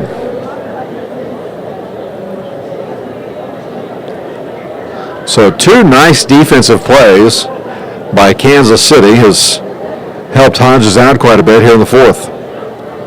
The kick and the pitch is lifted deep into left. Gillies goes back at the fence, and this one's gone. Home run for Poso.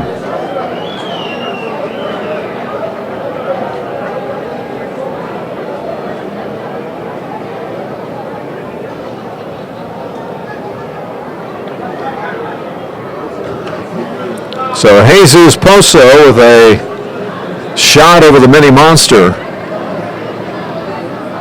for his 8th home run and now 37 RBIs.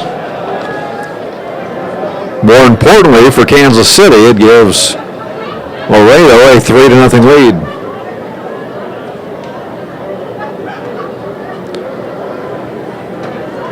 Lincoln took its 3-0 lead last night on 2 home runs.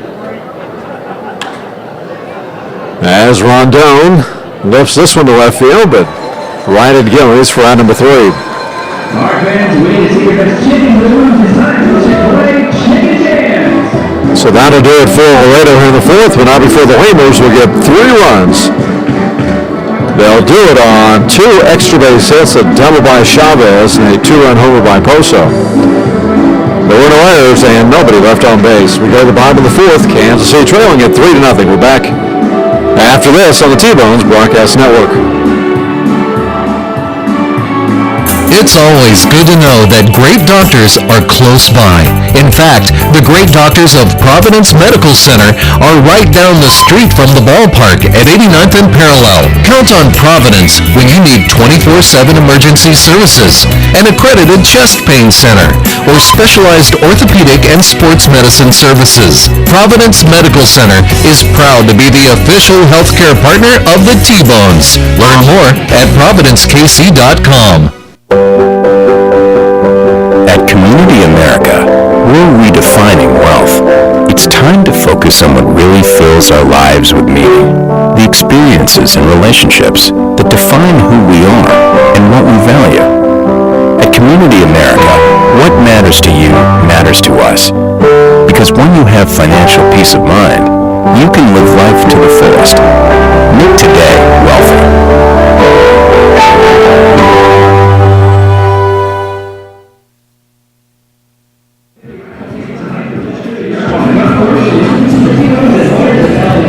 So Kansas City has squandered opportunities in each of the first 3 innings tonight with runners in scoring position.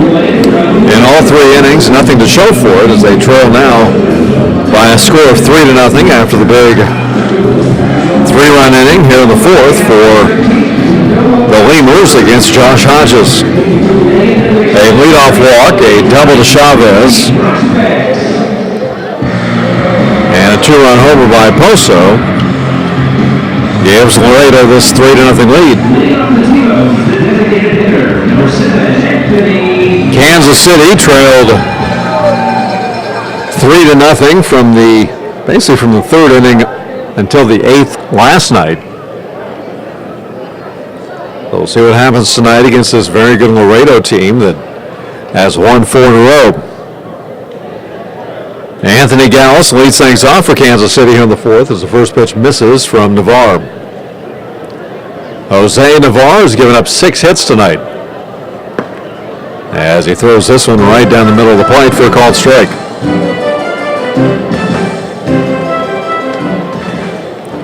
So a ball and a strike to Gallus, who singled leading off the second inning. The Ohio native in on the right side of the plate. The kick and the 1-1 pitch. On the ground toward third, Valera with a nice Spin move, throws to first. A great stretch by Chavez, and Trent Delmont says that Chavez was touching the base as he's on his belly making that play. So Gallus retired 5-3 for out number 1. And sure enough, Chavez from his belly completely sprawled out, reached his foot back and touched the base right before Gallus got there. So 1 away, nobody on here in the 4th inning. It brings up the left fielder, Tyson Gillies. As Lincoln, or Laredo rather, deciding where to play Gillies, who had the big home run against Lincoln last night. Gillies single in the 2nd inning here tonight. First pitch low and away. The third baseman, Valera, about 15 feet off the bag. Rondon, the shortstop, almost behind second base. So a huge hole at shortstop as this pitch misses inside.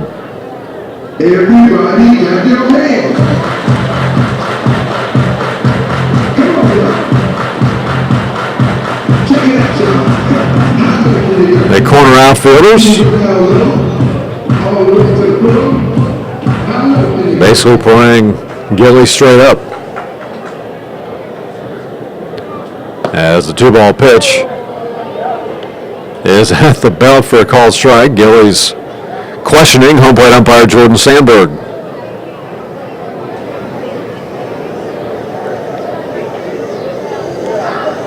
Two balls, 1 strike. 1 out here at the bottom of the 4th. The kick and the pitch is a fastball down low.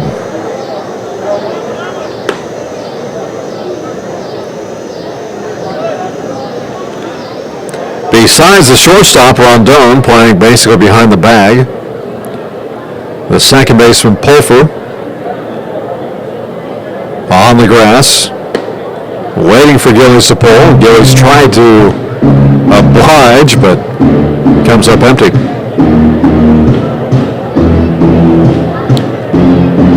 So the count full now to Gillies. Gillies batting .262, 4 home runs, 11 RBIs.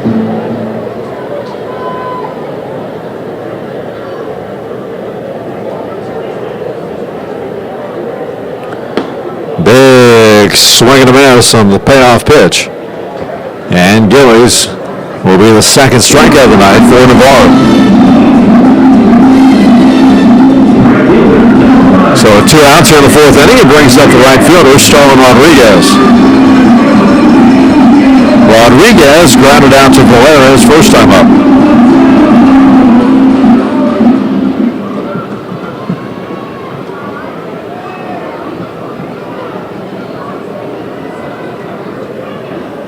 This is the first inning tonight, as the first pitch is in there for a strike. This is the first inning tonight that Kansas City has not had its leadoff runner aboard.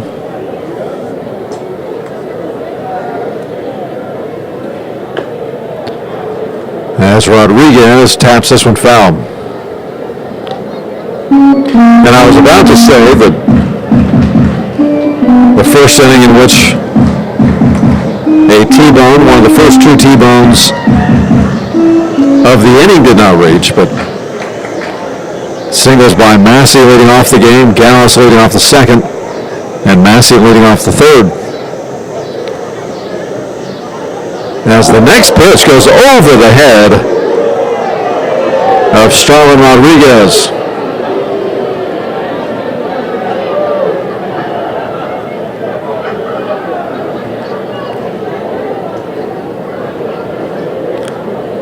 That one really getting away from Jose Navarre. So the count 1-2 now to Rodriguez. Starlin in on the right side of the plate. Navarre, the right-hander, kicks and delivers, and it's swung on and popped up. Right side of the infield. Chavez, the first baseman, calls for it next to the mound. Camstone and pulls it down for out number 3. So with a 3-0 lead, Jose Navarre gets his first 1-2-3 inning of the night. No runs, no hits, no errors. nobody left on. We've played 4. We head to the 5th with Kansas City trailing at 3-0. We're back after this on the T-Bones Broadcast Network. It's always good to know that great doctors are close by.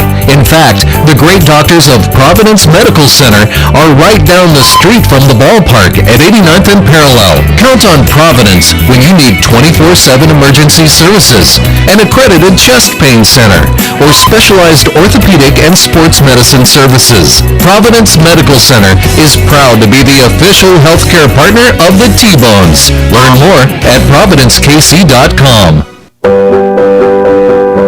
At Community America, we're redefining wealth. It's time to focus on what really fills our lives with meaning. The experiences and relationships that define who we are and what we value. At Community America, what matters to you matters to us. Because when you have financial peace of mind, you can live life to the fullest. Make today wealthy.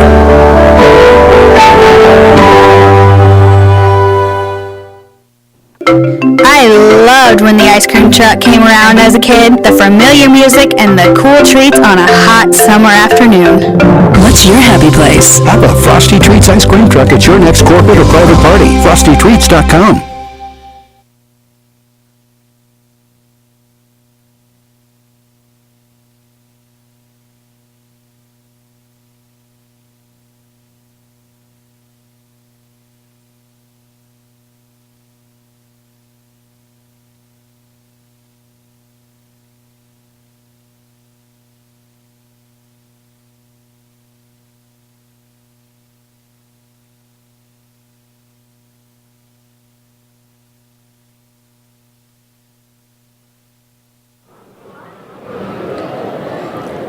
Welcome back to Community America Ballpark as we enter the 5th inning with Kansas City trailing 3-0.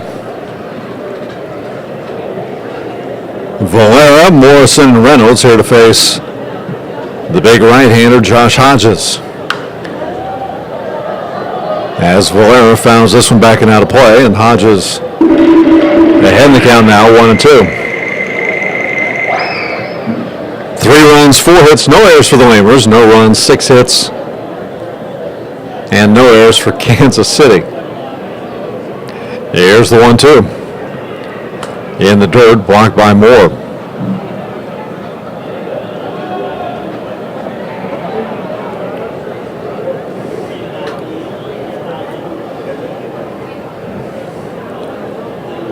We've talked about Kansas City sweeping Lincoln. T-Bones on their first 3-game winning streak of the year. As Valera goes fishing and comes up empty and has struck out for a 3rd time tonight. As Hodges gets his 6th strikeout of the game. And with 1 out here in the 5th inning, it brings up the DH Ty Morrison. Lincoln came into Kansas City, though. Although they are first in the Central, they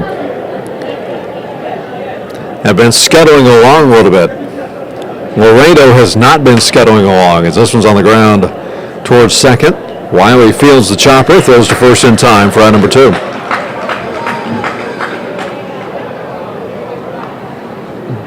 Laredo has won 4 straight games and 7 of their last 10.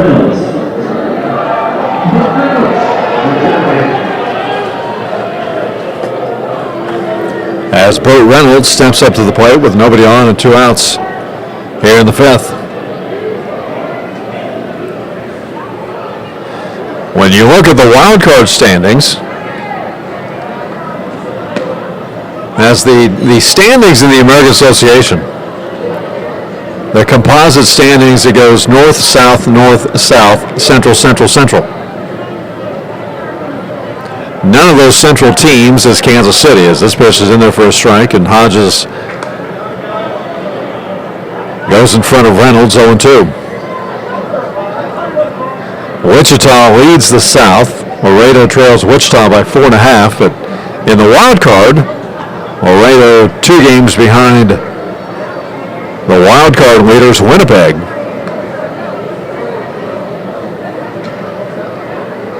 And the Gold Eyes playing about as good as you can be playing. They've won 9 of their last 10 as this ball is skied down the right field line. Blackwood is there. He will camp on it and pull it down for out number 3. So for the second time tonight, Hodges will get a 1-2-3 inning. No runs, no hits, no errors, nobody left on. We go to the bottom of the 5th. Laredo 3, Kansas City nothing. Back after this on the T-Bones Broadcast Network. At Community America, we're redefining wealth. It's time to focus on what really fills our lives with meaning. The experiences and relationships that define who we are and what we value. At Community America, what matters to you matters to us. Because when you have financial peace of mind, you can live life to the fullest. Make today wealthy.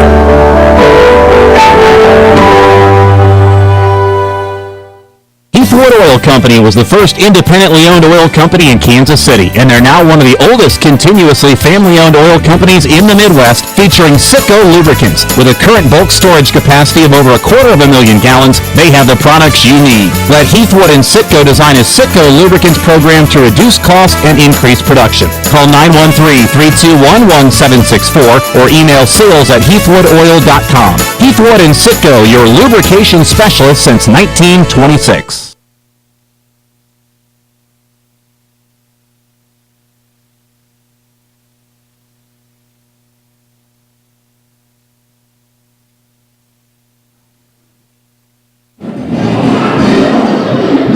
Nothing in favor of Laredo as we go to the bottom of the 5th inning. It'll be Vladimir Frias, Tyler Moore, Tyler Massey.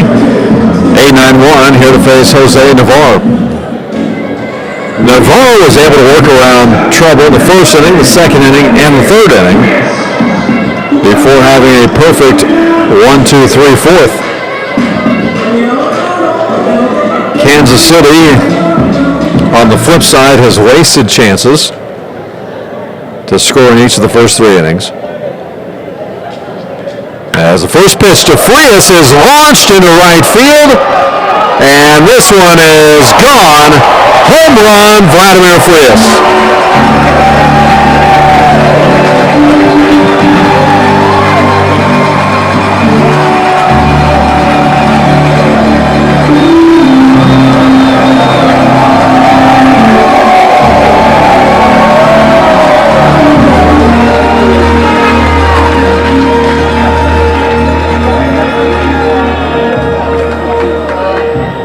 So Vladimir Frias gets his 5th home run of the year, and it puts Kansas City on the board 3-1 here in the bottom of the 5th.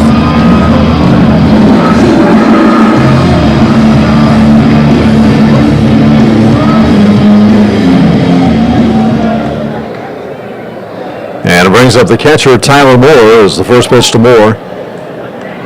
A fastball at 87 that's in there for a strike.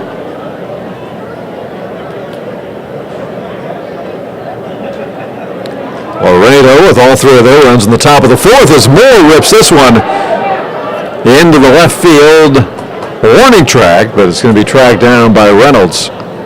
It looked good coming off the bat, but died quickly as Reynolds was able to track it down for out number 1. So Tyler Moore for 2 tonight as we go back to the top now with Tyler Massey.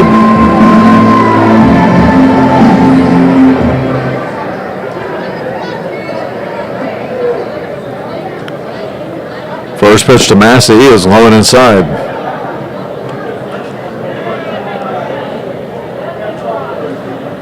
Another interesting defensive alignment against Massey. Again, the shortstop Rondon almost directly behind the base at second as this pitch is in the dirt. It's very similar to the alignment we saw against Tyson Gillies.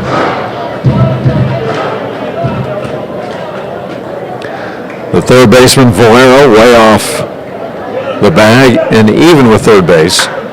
As this one's ripped over the glove of Chavez toward the right field corner. Massey with two at least. He's going to round second and hold up there as the ball was quickly thrown in by Dennis Phipps, the right fielder.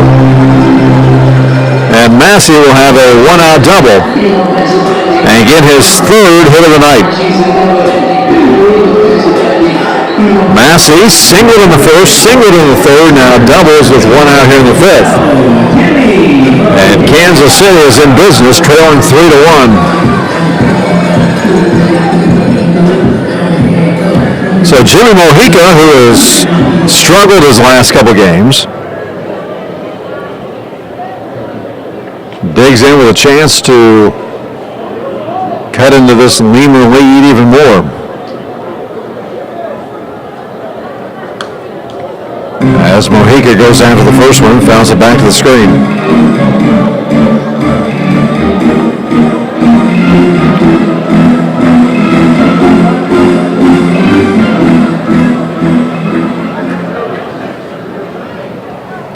Mojica in on the right side of the plate. Massey gets his lead at second. The one-strike pitch is down low. Mojica 0 for 2 tonight, following up 0 for 4 last night. But a base hit 98% of the time would score Massey. We're going to find out what Massey can do here as this one's lifted into right field. Massey will tag up. And the throw toward third is not in time as Massey slid past the base, but able to grab it with his hand.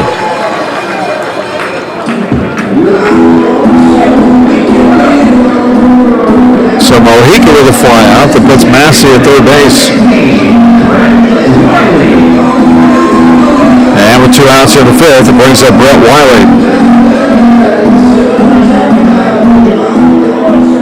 I said last night in the 8th inning when Kansas City was trailing 3-1 that Jake Blackwood was the guy at the plate, and that was a guy that I would want to see at the plate if I were the T-Bones. This is another guy in this situation that I'd like to see at the plate. As the first pitch to Wiley is low and outside. You know, there are some hitters who come through when the game is not on the line, when their team is up by 3 or 4 runs or down by 3 or 4 runs.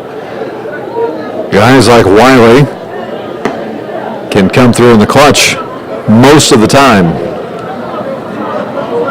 And we've seen that time and time again this year from Brett Wiley, who's batting .328, 5 home runs, 37 driven in.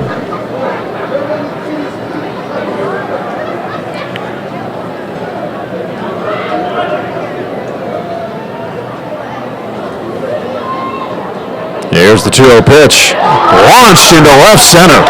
This could be trouble. Reynolds going back, and it's over his head. Wiley will scoot into second base with a 2-out RBI double that makes it a 3-2 game here in the 5th inning.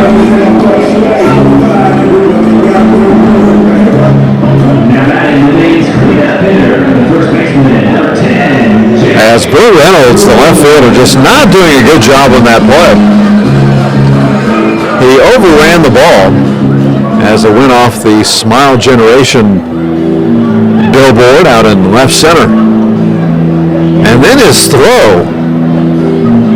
And frankly, if Wiley's trying to stretch that into 3, he makes it easily because the throw from Reynolds into third base was about 20 feet from the base.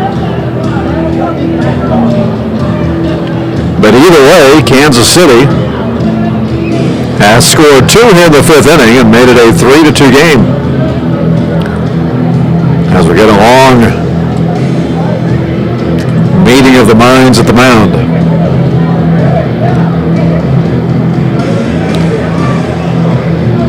Vladimir Frias led off this inning with a solo homer to right field.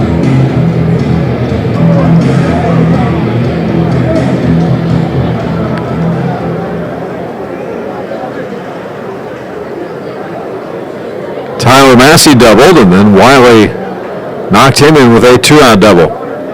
So it brings up Jake Blackwood now, who's 1 for 2. Blackwood singled in the first, struck out swinging, ending the third.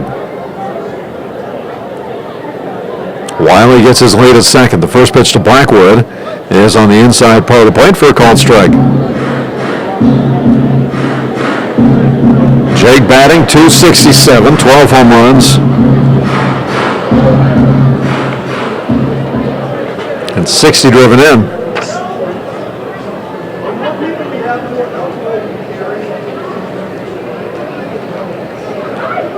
Navarre taking his time. Here's the 1-strike pitch.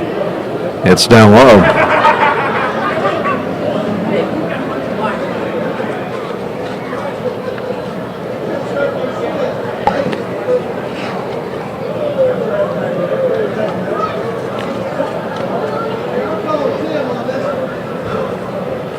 Here's the kick and 1-1. Big swing and a miss.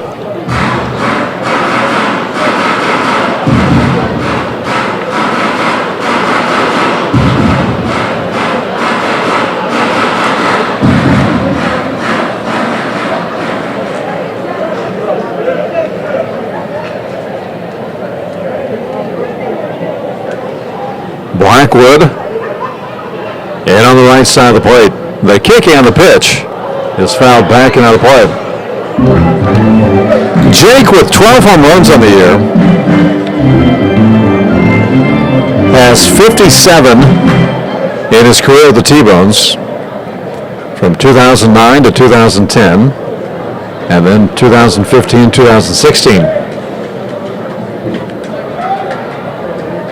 He is currently 5th on the all-time home run list, as this one misses along the way. And that is the franchise home run list going back to time in Duluth. Ray Sadler, a fan favorite here for many years, is the all-time home run leader for Kansas City with 79. He basically played 2010 to 2014. Here's the 2-2 to Blackwood. Big swing and a miss. So for the second time tonight, Jake goes down on strikes with a runner in scoring position. That's going to be the third strikeout of the night for Jose Navarre, the third out here in the 5th inning. But not before Kansas City cuts into this Laredo lead with 2 runs here in the 5th.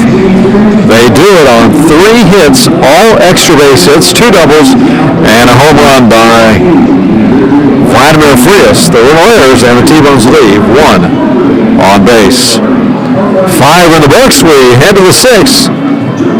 3-2 in favor of Laredo. We're back after this on the T-Bones Broadcast Network. It's always good to know that great doctors are close by. In fact, the great doctors of Providence Medical Center are right down the street from the ballpark at 89th and Parallel. Count on Providence when you need 24/7 emergency services, an accredited chest pain center, or specialized orthopedic and sports medicine services. Providence Medical Center is proud to be the official healthcare partner of the T-Bones. Learn more at providencekc.com. At Community America, we're redefining wealth. It's time to focus on what really fills our lives with meaning. The experiences and relationships that define who we are and what we value. At Community America, what matters to you matters to us. Because when you have financial peace of mind, you can live life to the fullest.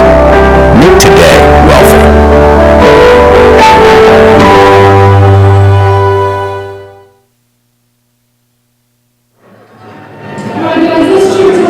Well, the T-Bones trailed 3-0 last night. After a couple home runs by Lincoln, the T-Bones ended up tying it up in the bottom of the 8th inning. Won it in the bottom of the 9th, and tonight Kansas City got down 3-0 and they now trail 3-2 as we go to the 6th inning. The T-Bones with 9 hits tonight.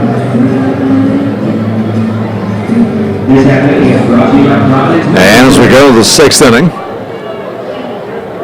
It'll be the 4, 5, 6 hitters, Phipps, Chavez, and Pulford here to face Josh Hodges. Phipps was the first run of the game tonight. He walked in the 4th inning, leading off the 4th. And they came in on the double by Chavez. First pitch this time to Phipps is way inside. And that must be the book on Phipps, because Hodges, when he walked Phipps a couple innings ago, kept coming inside. That first pitch was inside there, as this one is right down the chute for a called strike. Dennis Phipps hitting .277, 16 home runs, 49 driven in. As he watches the 1-1 pitch go by for a called strike.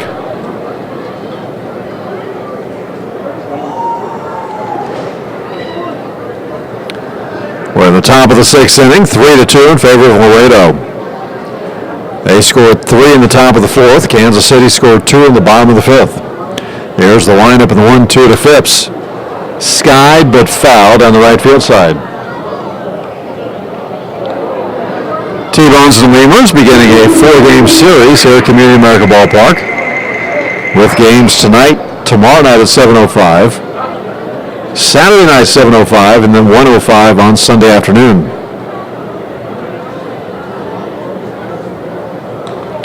Still see several people fanning themselves below.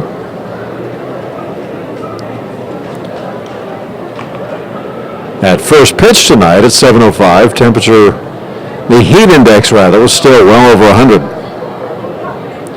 Here's the 1-2 to Phipps. Tapped fouled on the third base side. So I am assuming it's cooled off at least a little bit. There aren't quite as many fans going down below.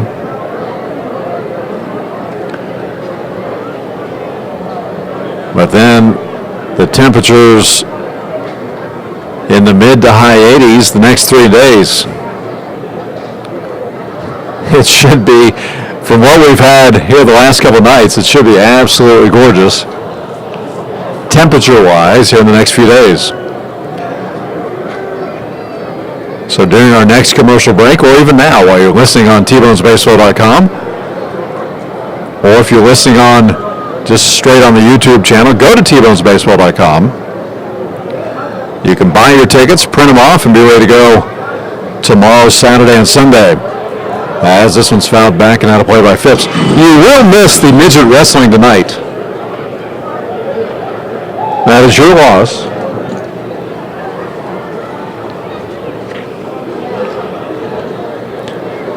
But tomorrow night is the Pirates and Princesses night.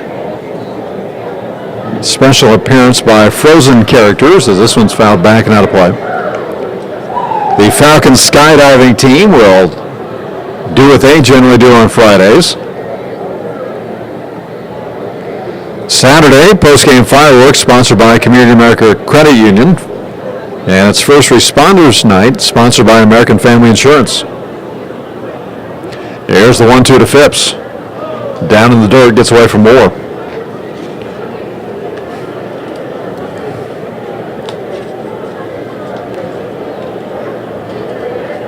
In case you have a Cub Scout or Boy Scout, Saturday night is also the camp out here at Community America Ballpark. Big swing and a miss on the 2-2 pitch, so Phipps will go on strikes for the second time tonight. It'll be the 7th strikeout for Hodges. First baseman, number 9. As Hodges sits now at 89 pitches. And with one away, nobody on in the 6th, it brings up the first baseman, Zane Chavez. Chavez struck out swinging, ending the first inning, but then had an RBI double in the 4th. As the first pitch is skied high into right field, Rodriguez will drift back, camp under, and pull it down for out number 2.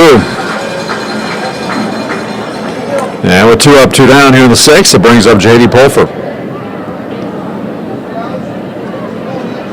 The Chick-fil-A strikeout batter of the game is after that. And J.D. Pulford strikes out. Everyone in second, 1-3. Sun Monday is Suicide Prevention Night with Marillac. The season ticket holder barbecue and casino night. Post-game, kids run the bases and select pre-game player autographs.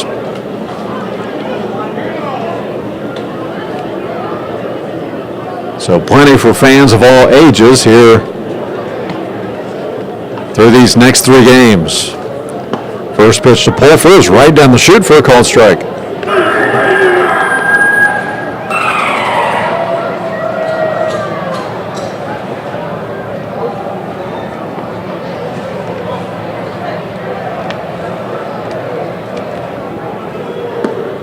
Next pitch misses low and away.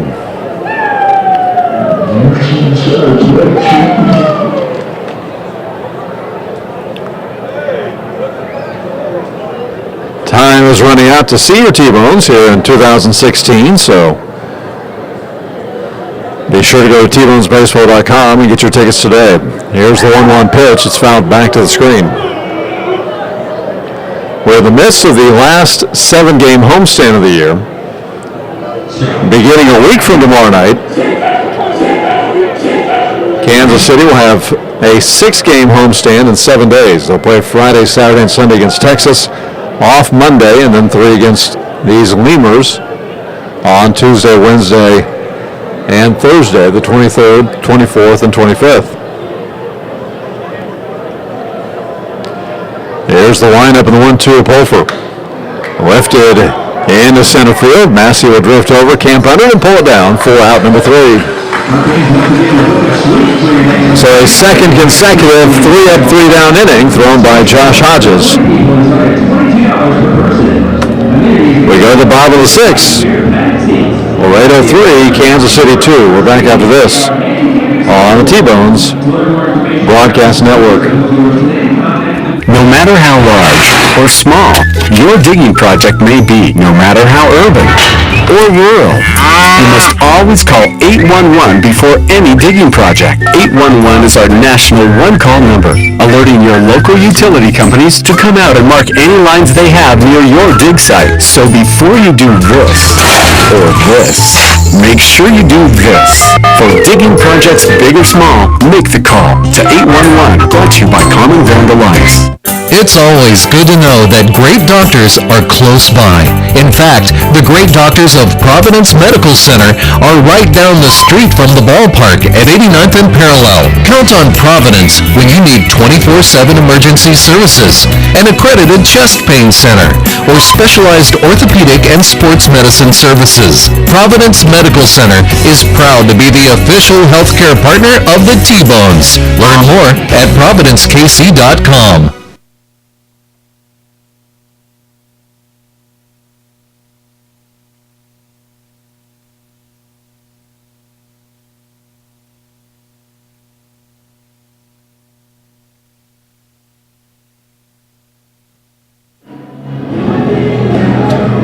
We go to the bottom of the 6th inning. Kansas City trailing Laredo 3-2. Matt Folks here along with you at Community America Ballpark.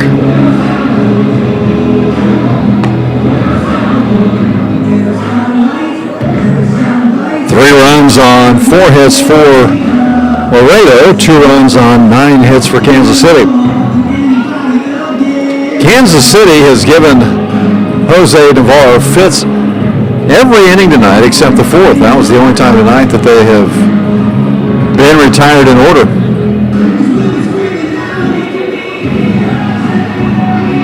However, both runs for Kansas City came in last inning.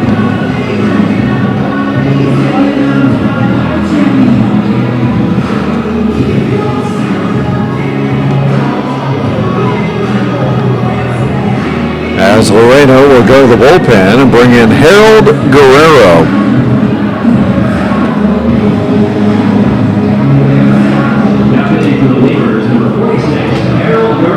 Guerrero, a 6'5", 250-pound left-hander.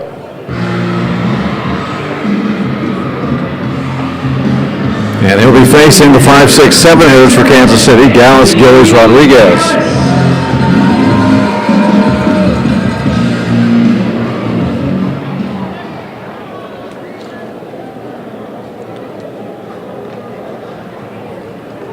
As Kansas City will get some action in its bullpen.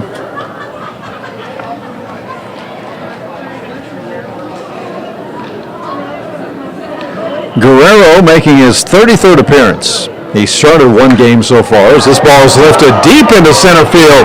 Going back is Metzger, and this one is gone. Home run, Anthony Gallus.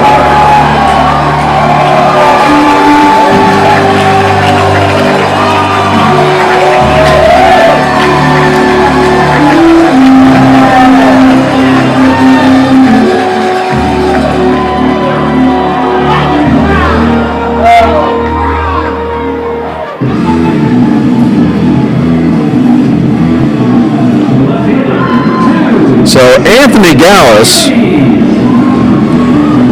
after Vladimir Frias had a home run leading off the 5th inning, Anthony Gallus greets Guerrero with a leadoff homer here in the 6th. Gillies taps this one back to Guerrero and almost beat it out, but it'll be out 1-3 for Adam Warren. So we are tied 3-3 here in the 6th inning. And it's on home runs by Vladimir Frias and Anthony Gallus tonight.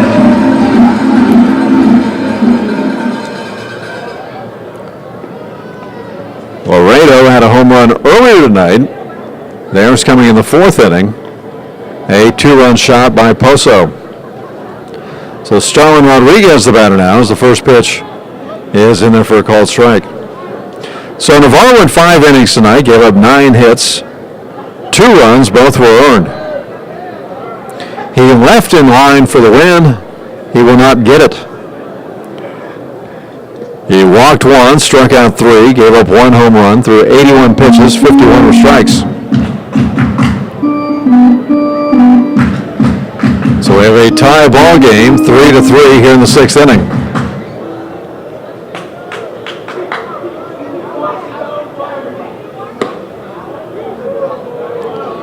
As Josh Tolles will begin to warm up for Kansas City.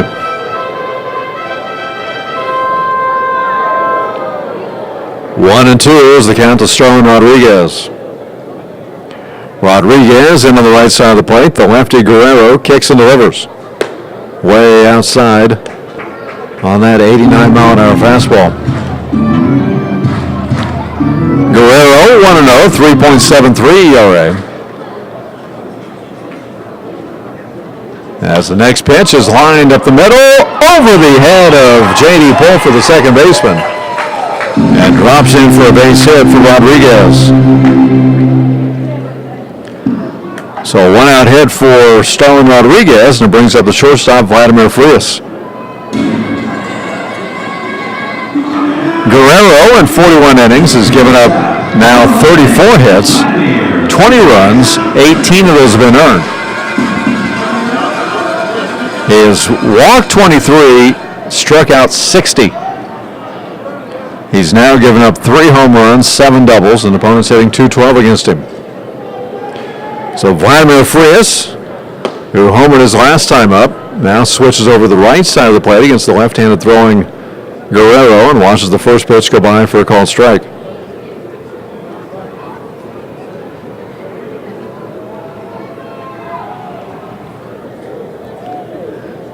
A kick and the 1-strike pitch misses somewhere to Frias.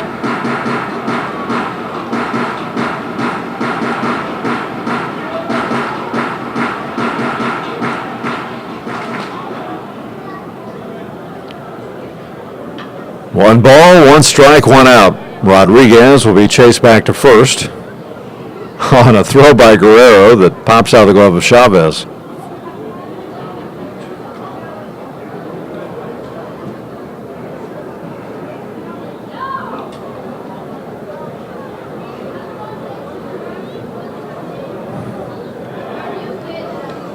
Another throw to first, and once again Rodriguez back safely.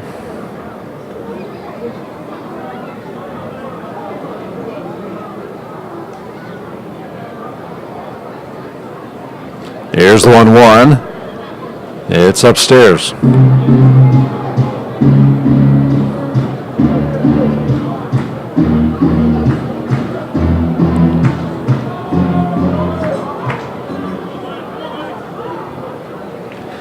So 2-1 to Frias.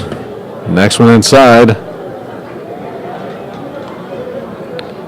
And it's 3-1. So Vladdy should get a pretty good pitch to hit here from Guerrero.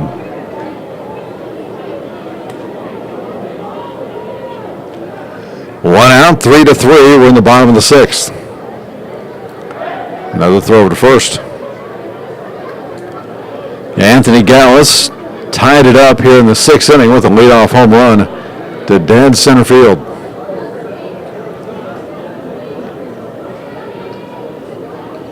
Here's a 3-1 to Frias. Rodriguez takes off. Frias swings and misses. The throw down to second. Not in time as he gets away from Pulfer.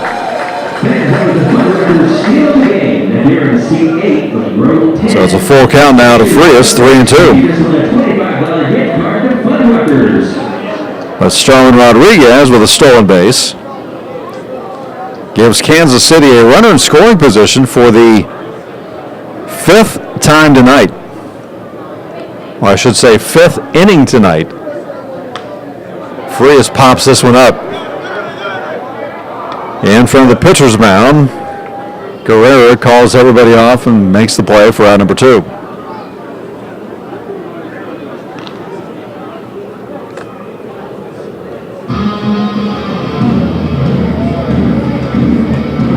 So 2 outs, Rodriguez at second. As it brings up Tyler Moore, who's 0 for 2 tonight.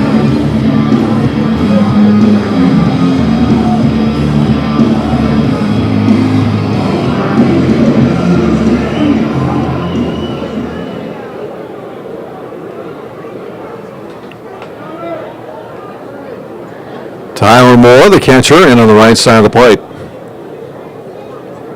The first pitch is upstairs.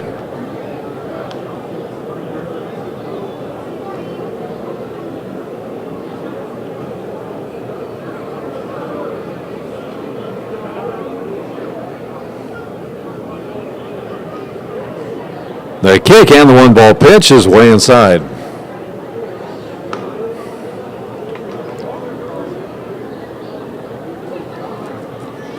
The center fielder Metzger was playing way in, and now he's scooted back a little bit as the 2-ball pitch is upstairs.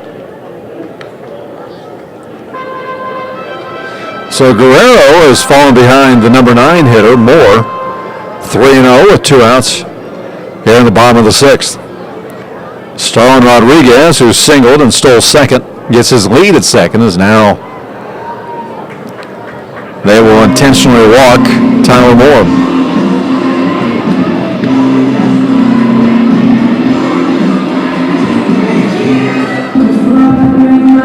So that'll be the first walk given up by Guerrero. And with 2 outs, runners at first and second, we go back to the top of the lineup now with Tyler Massey.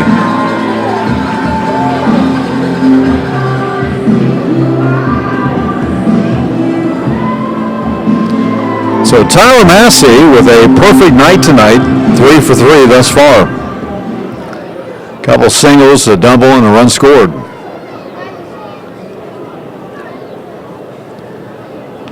So we'll see how they will pitch, or if Guerrero will pitch to Massey, as Pete Incaviglia, the manager for Laredo, making the very slow walk to the mound. Sometimes you might say, well, he's making a slow walk to give his pitcher a little bit extra time to warm up, but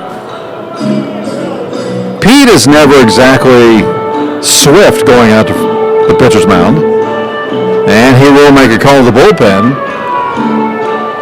here with 2 outs in the 6th inning, but Kansas City has tied it and has runners at first and second for Tyler Massey. We'll take a 2-minute timeout with this call to the bullpen. Back to the Union pitcher after this on the T-Bones Broadcast Network. It's always good to know that great doctors are close by. In fact, the great doctors of Providence Medical Center are right down the street from the ballpark at 89th and Parallel. Count on Providence when you need 24/7 emergency services, an accredited chest pain center, or specialized orthopedic and sports medicine services. Providence Medical Center is proud to be the official healthcare partner of the T-Bones. Learn more at providencekc.com. At Community America, we're redefining wealth. It's time to focus on what really fills our lives with meaning. The experiences and relationships that define who we are and what we value. At Community America, what matters to you matters to us. Because when you have financial peace of mind, you can live life to the fullest. Make today wealthy.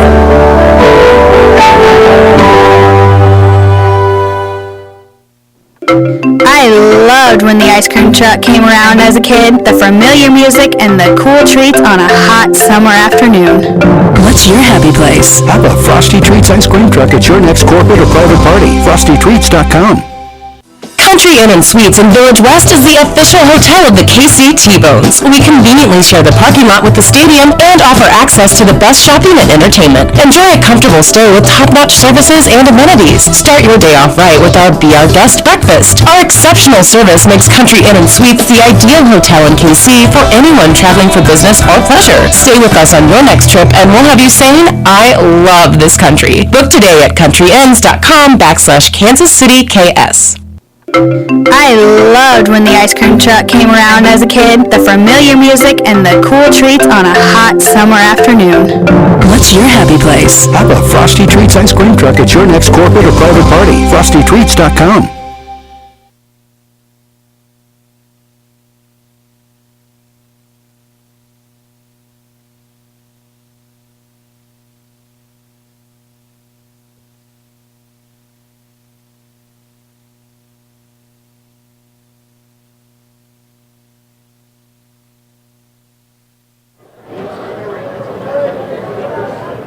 Luis Poyoreno will be the new pitcher, a right-hander.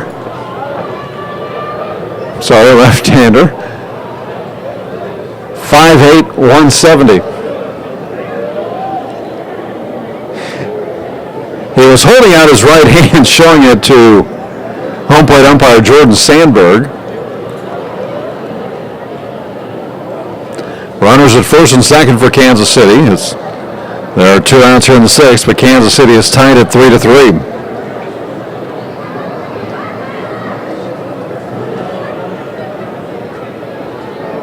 Poyoreno, the left-hander, kicks and delivers, and Massey with a vicious cut fouls the back of the screen. Poyoreno, 3-1, 2.57 ERA, has 2 saves on the year. He's appeared in 15 games. 28 innings, 17 hits, 8 runs. He has walked 6, struck out 18. Comes in somewhat of a 3/4 to sidearm motion. As this one's low and inside to Massey.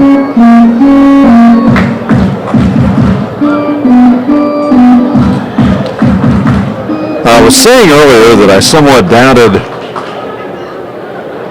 the Laredo roster that shows Jose Navarre at 6'1", 170. As this one sails inside on Massey. And the count goes to 2-1 with 2 outs. Poyoreno listed at 5'8". I don't debate that one. But I think if Poyoreno was standing next to Navarre, as Massey fouls this one back, I predict that Navarre would tower over Poyoreno.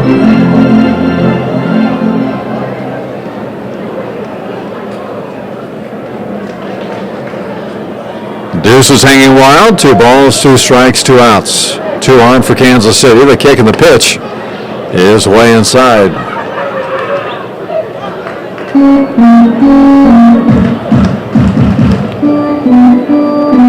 A ball will load the bases for Mojica. A base hit would likely give Kansas City a lead with Starlin Rodriguez at second. Tyler Moore's at first. Pollo Reyna's pitch is lined a one hopper to the second baseman Pulfer, who gets up, spins, throws in time to get the speedy Massey at first.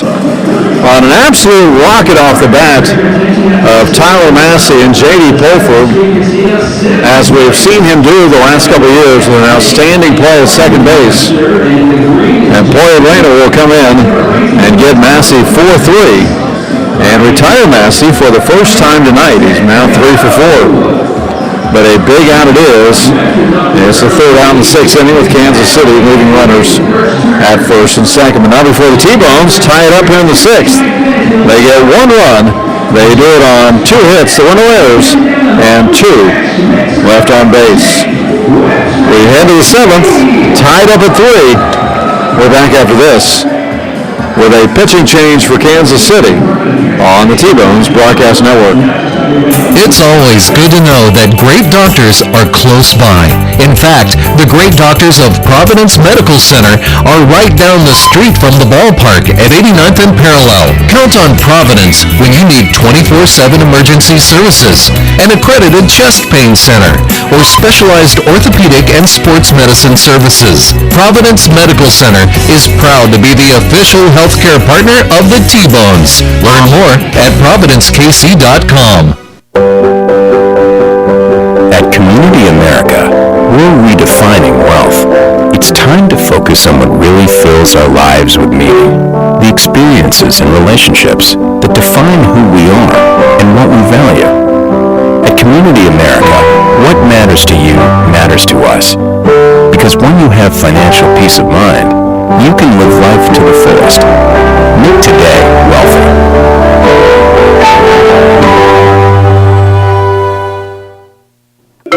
I loved when the ice cream truck came around as a kid, the familiar music and the cool treats on a hot summer afternoon. What's your happy place? Have a Frosty Treats ice cream truck at your next corporate or private party. FrostyTreats.com. Country Inn & Suites in Village West is the official hotel of the KC T-Bones. We conveniently share the parking lot with the stadium and offer access to the best shopping and entertainment. Enjoy a comfortable stay with top-notch services and amenities. Start your day off right with our Be Our Guest breakfast. Our exceptional service makes Country Inn & Suites the ideal hotel in KC for anyone traveling for business or pleasure. Stay with us on your next trip and we'll have you saying, I love this country. Book today at countryinns.com/Kansas City KS. I loved when the ice cream truck came around as a kid, the familiar music and the cool treats on a hot summer afternoon. What's your happy place? Have a Frosty Treats ice cream truck at your next corporate or private party. FrostyTreats.com.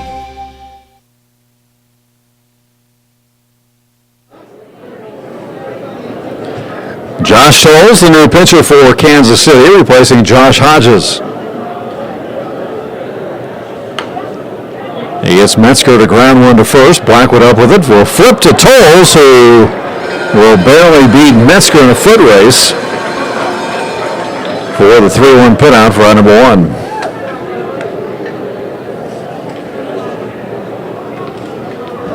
So we close the book on Hodges now. He went 6 innings, gave up 4 hits, 3 runs. All 3 were earned. Walked 2, struck out 7. Gave up 1 home run through 94 pitches, 63 for strikes. Hodges gave up those 3 runs in the 4th inning. We're now tied 3-3 as the first pitch to Poso is in there for a strike.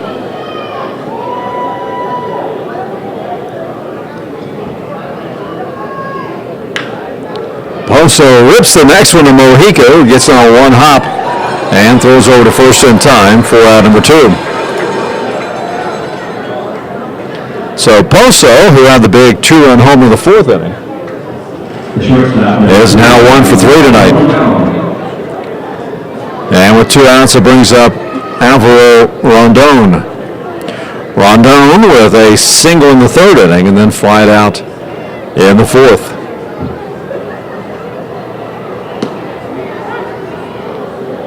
First pitch is in there for a strike.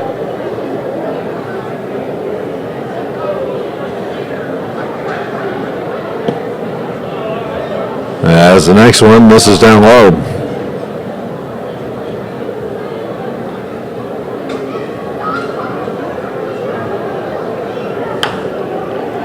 This one's tapped towards second. Wiley charges in, picks it up, throws to first in time.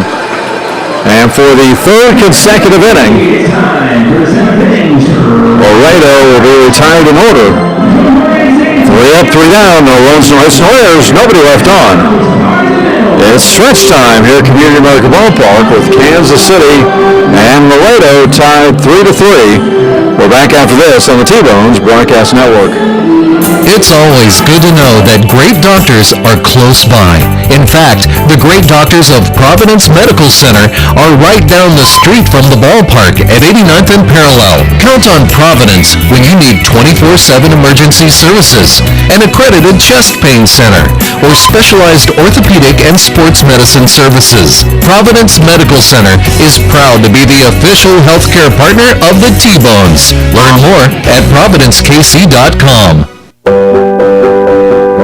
At Community America, we're redefining wealth. It's time to focus on what really fills our lives with meaning. The experiences and relationships that define who we are and what we value. At Community America, what matters to you matters to us. Because when you have financial peace of mind, you can live life to the fullest. Make today wealthy.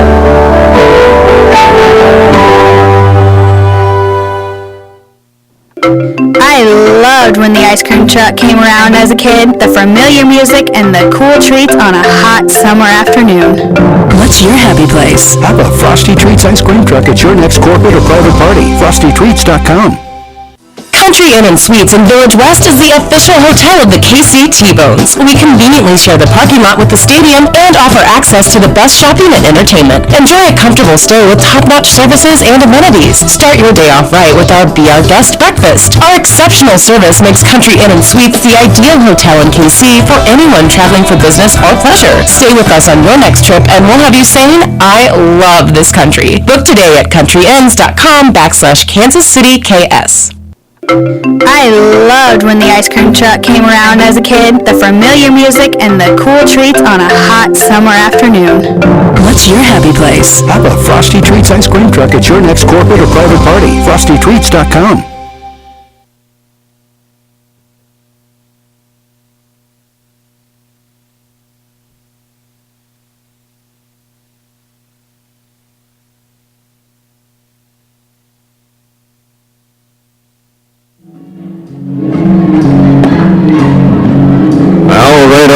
Pitching change.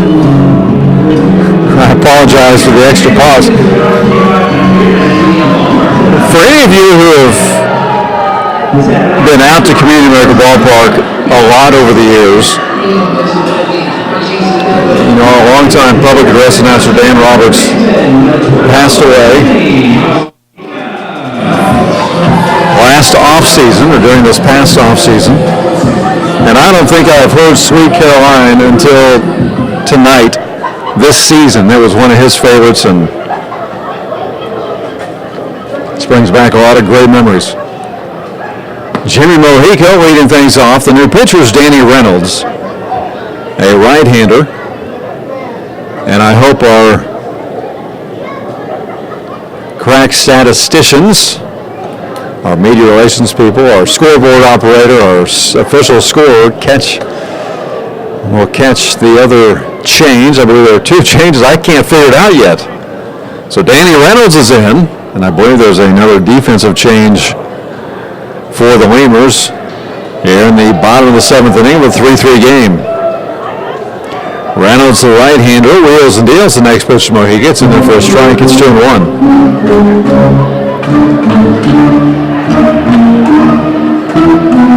Reynolds making his 7th appearance. No record, no ERA.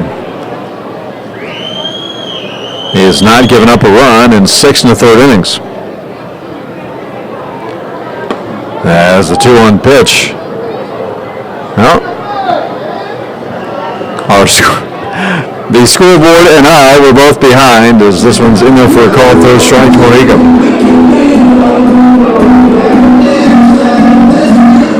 So Mojica with the first strikeout for Reynolds.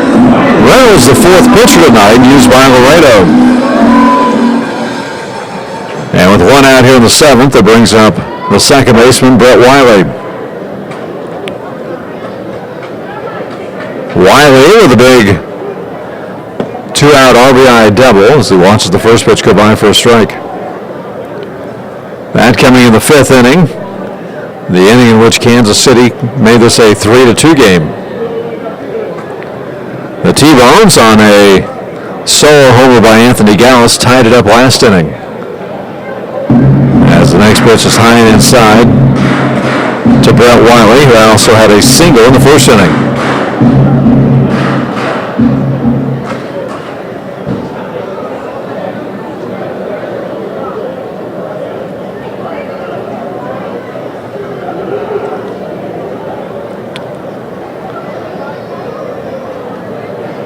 The next pitch from Reynolds paints the black on the outside corner at 94 for a called strike.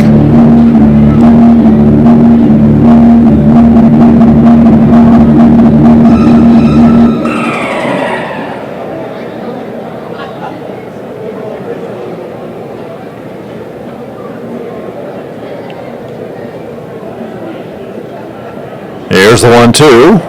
It's a little bit outside.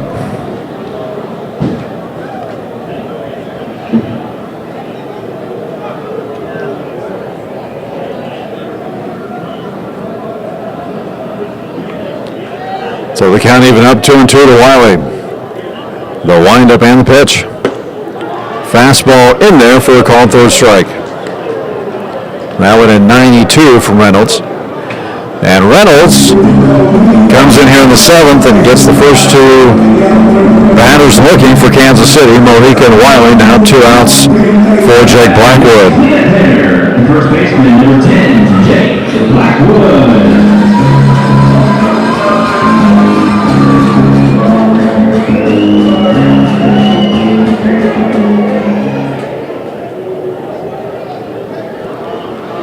Jake has struck out twice tonight after singling in the first inning. Goes after the first pitch and pops it straight up. The third baseman, Barrera, misses it, and Blackwood will be aboard with 2 outs.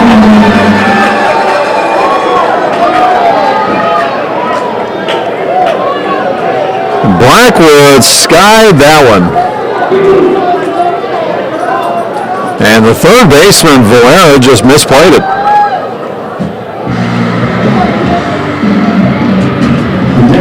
So the first error of the night for either team will give Kansas City a base runner with 2 outs here in the seventh. And it brings up Anthony Gallus, who led off last inning with a solo blast to center field. The shift is on. On the left side of the infield for Laredo.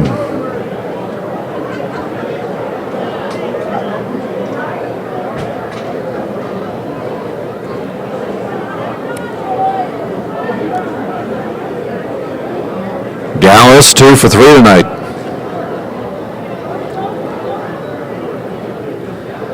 Here's the 1-ball pitch. It's in there for a strike at 89. Now, we have seen Gallus go opposite field a few times this year. And with Chavez holding on Blackwood, there's absolutely a huge hole on the right side of the infield as this one's blown away. So the last 2 pitches from Danny Reynolds have been on the outside part of the plate. If Gallus, a veteran hitter, can just go with those pitches, Kansas City will have runners at first and third.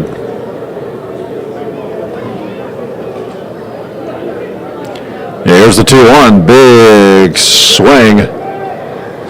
Everybody clap your hands.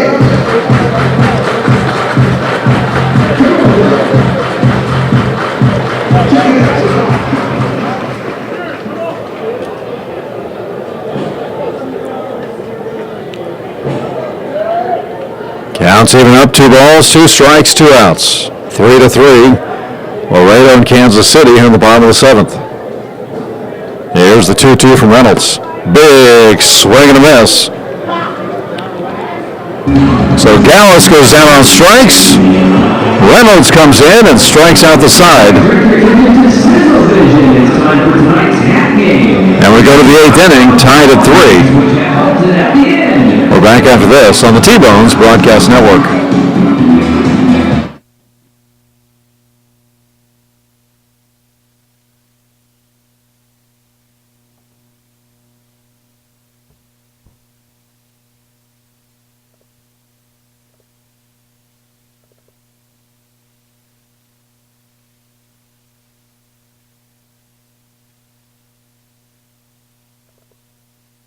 It's always good to know that great doctors are close by. In fact, the great doctors of Providence Medical Center are right down the street from the ballpark at 89th and Parallel. Count on Providence when you need 24/7 emergency services, an accredited chest pain center, or specialized orthopedic and sports medicine services. Providence Medical Center is proud to be the official healthcare partner of the T-Bones. Learn more at providencekc.com. At Community America, we're redefining wealth. It's time to focus on what really fills our lives with meaning. The experiences and relationships that define who we are and what we value.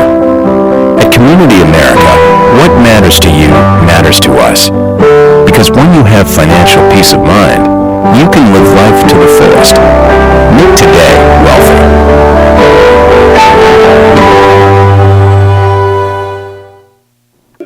I loved when the ice cream truck came around as a kid, the familiar music and the cool treats on a hot summer afternoon. What's your happy place? Have a Frosty Treats ice cream truck at your next corporate or private party. FrostyTreats.com.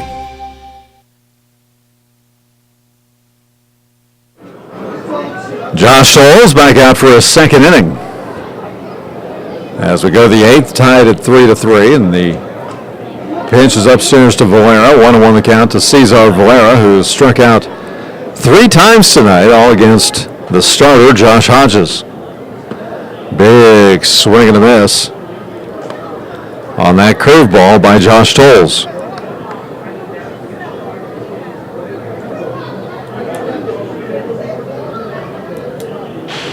Here's the windup in the 1-2. Off the end of the bat, down the first base side.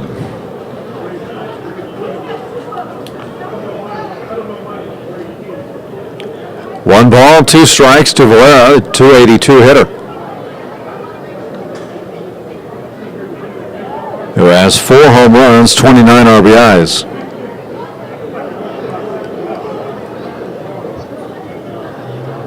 The windup in the next pitch, grounded sharply and gets past Mojica. An error on the third baseman, Mojica, will give Laredo its leadoff runner aboard and break a streak of 9 consecutive outs. Check that, 10 consecutive outs recorded by Hodges and Tolles. The designated hitter, number 35, Ty Morrison.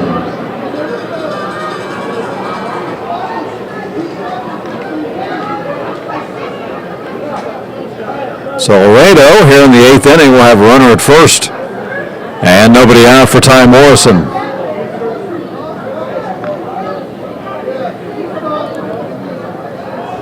It seemed like Mojica had time to square that one up. It was almost as if he was just waiting to backhand it, waiting to time the backhand. The ball just skipped past him. So now each team with 1 error. As Morrison shows bunt, pulls it back, but the pitch is in there for a strike.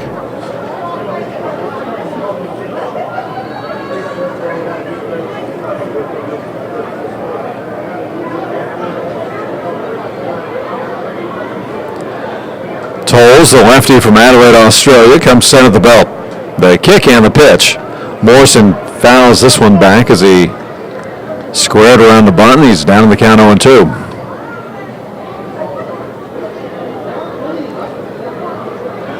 Mika had a couple costly errors for Kansas City on Monday night, the first game of the Lincoln series.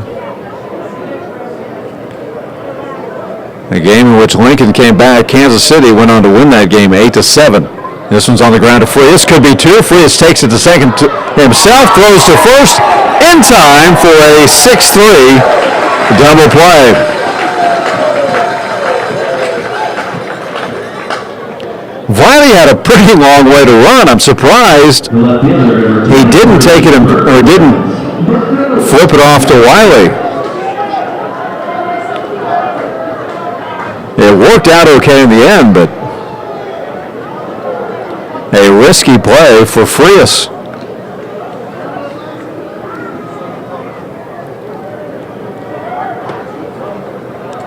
But now, just like that, a 6-3 double play, and Kansas City turns its first double play of the night. Now nobody on with 2 outs. This one's in there for a strike. Laredo had the benefit of the double play in the first 2 innings tonight, erasing potential scoring opportunities for Kansas City. Counts 2-1 now to Bill Reynolds. Reynolds 0 for 2. Taps this one foul at home plate.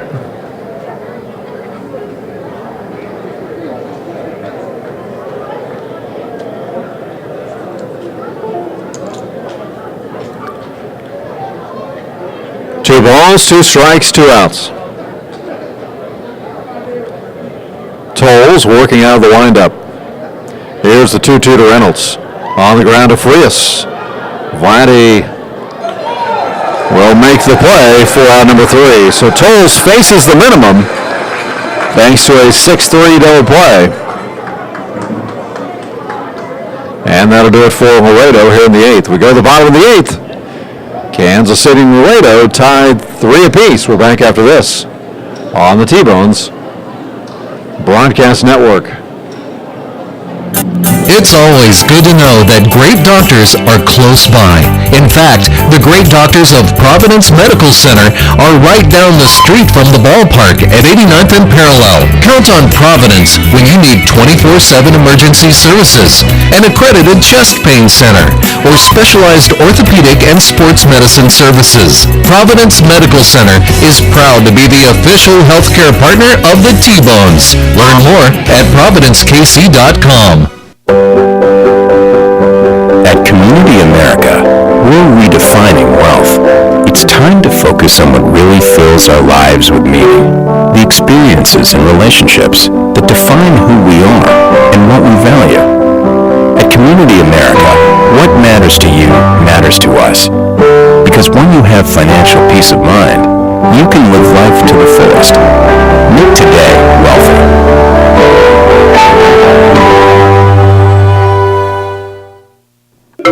I loved when the ice cream truck came around as a kid, the familiar music and the cool treats on a hot summer afternoon. What's your happy place? Have a Frosty Treats ice cream truck at your next corporate or private party. FrostyTreats.com. Country Inn & Suites in Village West is the official hotel of the KC T-Bones. We conveniently share the parking lot with the stadium and offer access to the best shopping and entertainment. Enjoy a comfortable stay with top-notch services and amenities. Start your day off right with our Be Our Guest breakfast. Our exceptional service makes Country Inn & Suites the ideal hotel in KC for anyone traveling for business or pleasure. Stay with us on your next trip and we'll have you saying, I love this country. Book today at countryinns.com/Kansas City KS. I loved when the ice cream truck came around as a kid, the familiar music and the cool treats on a hot summer afternoon. What's your happy place? Have a Frosty Treats ice cream truck at your next corporate or private party. FrostyTreats.com.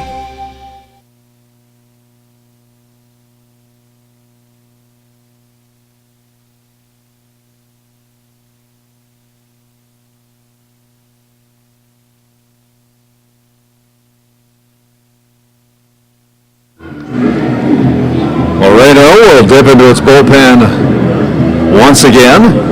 Bringing its fifth pitcher of the night, Kamakani Usui. They'll be here to face the 6, 7, 8 hitters for Kansas City, Gillies, Rodriguez, and Frias. If anybody gets on, Tyler Moore, the scheduled hitter after Vladimir Frias. So Reynolds struck out the side, and his night is done after going 1 inning, 3 strikeouts, 15 pitches. He would have gotten out of it sooner, except for the error of Cesar Valera. 3-3 your score. The next pitch to Gillies, swung on and missed.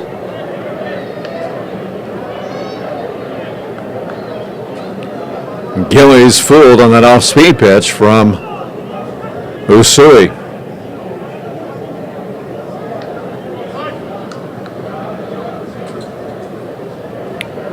The kick and the 1-1, swung on and missed.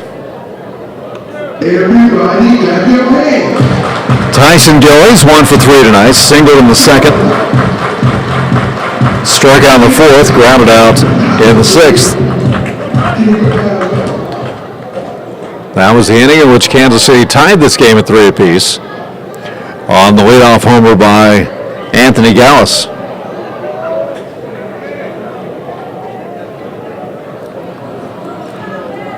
Kamakani Usui kicks and delivers, and the 1-2 pitch is in the dirt. 6 foot, 195 pounds. Making his 36th appearance on the season, all in relief. He's 4-2 with a 2.62 ERA.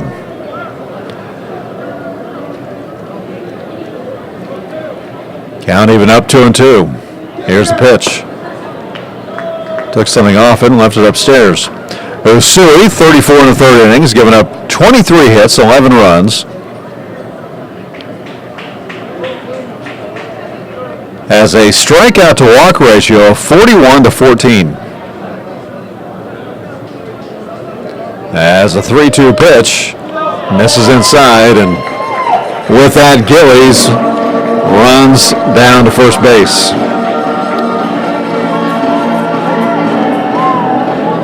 When I was talking with Frank White before the game, we were talking about Gillies' home run last night. I made the statement to Frank. I said, I think Gillies gets around the bases on the home run faster than anybody I've seen. I mean, he pretty much sprints around the bases on a home run. And Frank started laughing and said, man, he is fun to watch, has a lot of energy. And you see that even on a walk. So Gillies aboard with nobody out here in the 8th inning. The right fielder, Stalin Rodriguez, is the batter.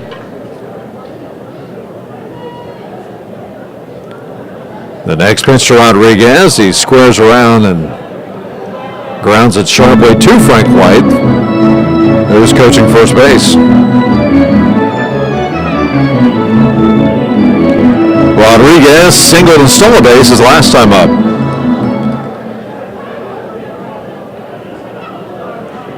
Valera way in on the grass at third, anticipating another bunt attempt by Rodriguez. He will not get it as the pitch misses along the way. Rodriguez not showing bunt that time.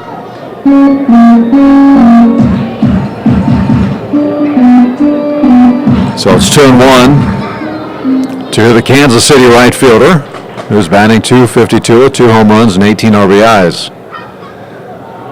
Here's the 2-1 from Usui. Line sharply past the third baseman Valera.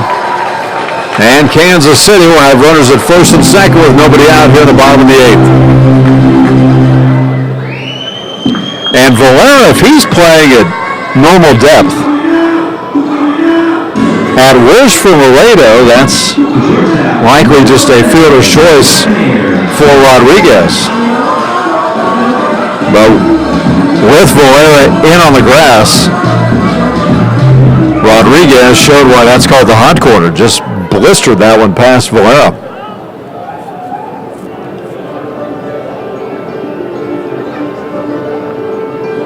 But again, if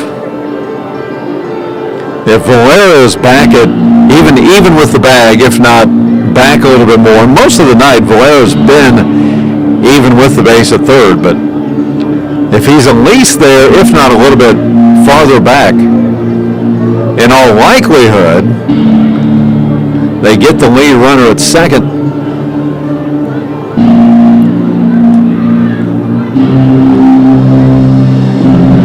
As it stands, though, Rodriguez gets his second hit of the night, and Kansas City has runners at first and second after a long visit to the mound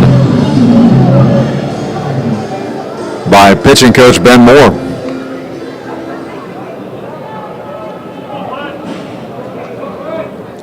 So first and second now for Vladimir Frias. Now we'll see if he puts down a sacrifice bunt here. The corners are in for the Lemurs. Frias in on the left side of the plate. They kick in the pitch. He shows bunt and pulls it back as the pitch is upstairs.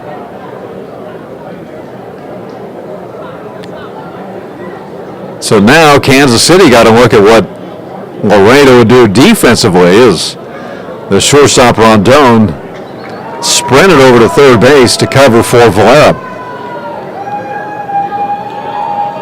Now Valera will signal to his middle infielders and then go in and talk with Usui and let him know what's on in case Kansas City puts down a bunt.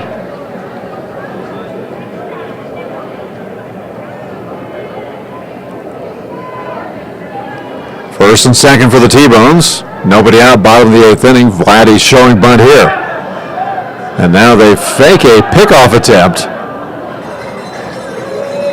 And not only fake the throw, but then the second baseman, J.D. Pulfer, started running towards center field. You might have heard some yelling. He started sprinting towards center field as if the ball got by him. Gilly's not buying it, and he had the help of his teammates in the dugout.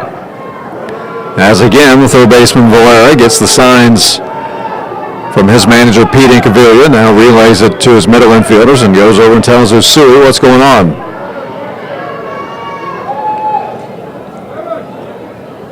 A base hit would give Kansas City the lead here in the bottom of the eighth inning. Vlad is showing bunt, pulls it back as the pitch is upstairs. And if you ever wonder, or if people ever ask you why you love baseball so much, this is one of those times. Just the cat and mouse game going on here. Laredo setting up different defenses in the event of a bunt. Once again, Valera gets the sign from the Lemur dugout, relays it to his infielders, and then goes over and tells Usui. The count's 2-0 to Frias. Frias shows bunt once again. The pitch, once again, is high and away. So Vladdy now up there 3-0, so he'll look back at his manager. John Mazzarelli gives a quick glance to see, okay, am I bunting or am I taking? Everybody anticipating Frias taking. He shows bunt, pulls it back, and the automatic's in there for a called strike.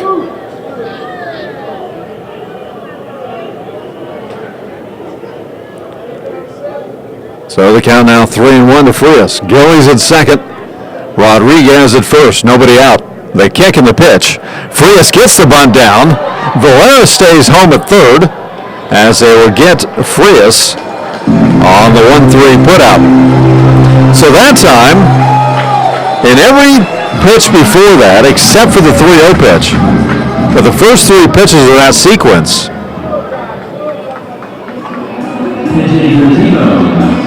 we saw the third baseman Valera charging in hard, and the shortstop Rondon going over to third. That time, Valera stayed at third, but a nice placed bunt by Frias gives Kansas City runners at second and third for a pinch hitter, Dalton Wheat. First pitch to Wheat is in there for a called strike.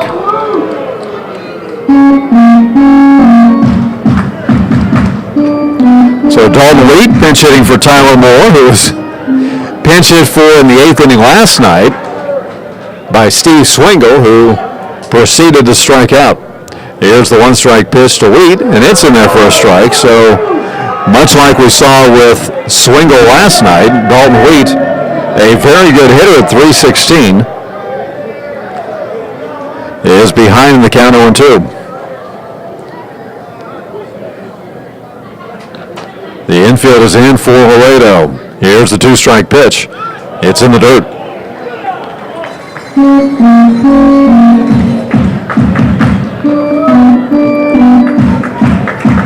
So Tyson Gillies at third base. Starlin Rodriguez at second. 1 out. We're in the bottom of the 8th. 3-3 your score.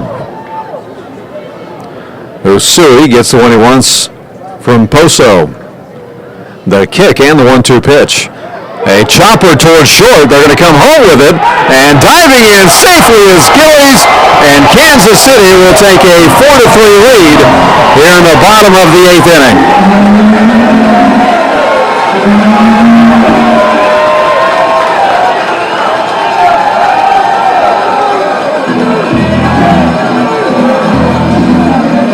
So Reed will be on with the fielder's choice. Everybody is safe. Runners at the corners for Kansas City as Gillies took off on contact on the grounder to the shortstop Rondon. And it wasn't a bad play by Rondon, but a terrific slide by Gillies as he dove toward the back half of the plate. Pete Cavilla, the manager for Laredo, will argue the call, but to no avail with home plate umpire Jordan Sandberg.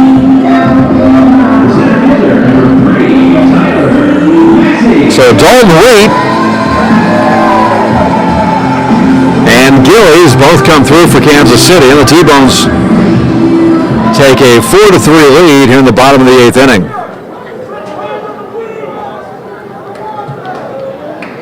And with Massey coming up, they're going to intentionally walk him. And the ball goes over the catcher's head, and Rodriguez comes in to score, giving Kansas City a 2-run lead here in the 8th inning.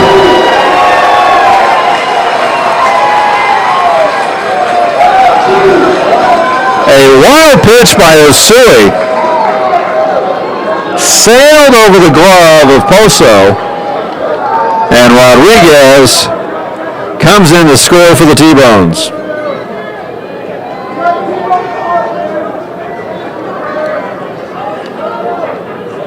So now the intentional walk is off, and the 1-ball pitch is in there for a strike. Dalton Wheat moved up to second base, but Kansas City has taken a 5-3 lead here in the bottom of the 8th.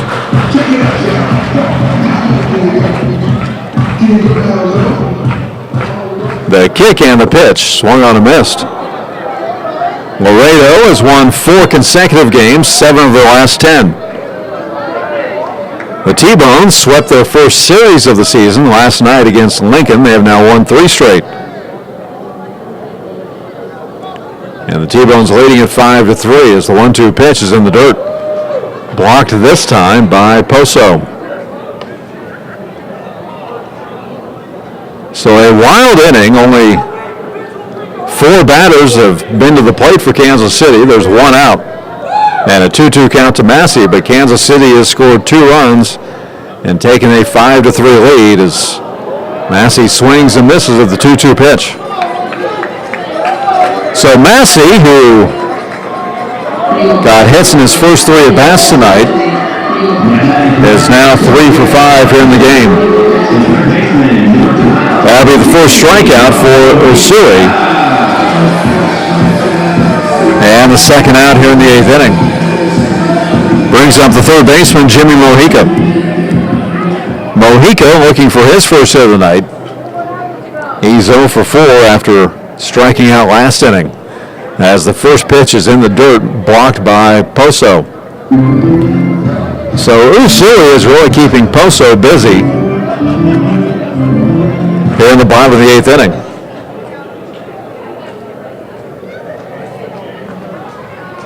One ball, no strikes, 2 outs. 2 runs across for the T-Bones here in the 8th. The kick and the pitch, swung on and missed. Mojica fooled badly on that off-speed pitch from Usui.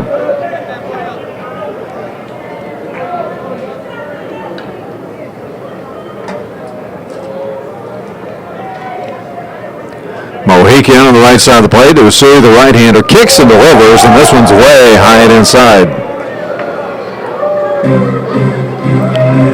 So now we'll see if Usui comes back with that slider on the outside part of the plate that we've seen him throw a few times here this inning. They have Mojica set up outside as this one's high and inside, and Mojica swings and misses. So the count evens up 2-2. The deuces are hanging wild. 2 balls, 2 strikes, 2 outs. Dalton Wheat gets his lead at second base. Kansas City has scored 2 in the inning. The kick and the pitch is tipped, but Poso unable to hold on to it. So Mojica will get another pitch from Usui.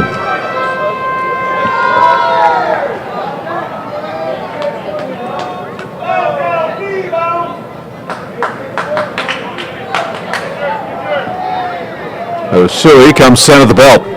Then 2-2. Tap toward third. The third baseman Valera up with it over to first in time to get Mojica on the 5-3 putout for out number 3. But not before Kansas City scores 2 runs here in the bottom of the 8th inning. They do it on just 1 hit. There were no errors and 1 left on for the T-Bones. We head to the 9th. Kansas City leading at 5-3. We're back after this with a pitching change on the T-Bones Broadcast Network. It's always good to know that great doctors are close by. In fact, the great doctors of Providence Medical Center are right down the street from the ballpark at 89th and Parallel. Count on Providence when you need 24/7 emergency services, an accredited chest pain center, or specialized orthopedic and sports medicine services. Providence Medical Center is proud to be the official healthcare partner of the T-Bones. Learn more at providencekc.com. At Community America, we're redefining wealth. It's time to focus on what really fills our lives with meaning. The experiences and relationships that define who we are and what we value. At Community America, what matters to you matters to us. Because when you have financial peace of mind, you can live life to the fullest. Make today wealthy.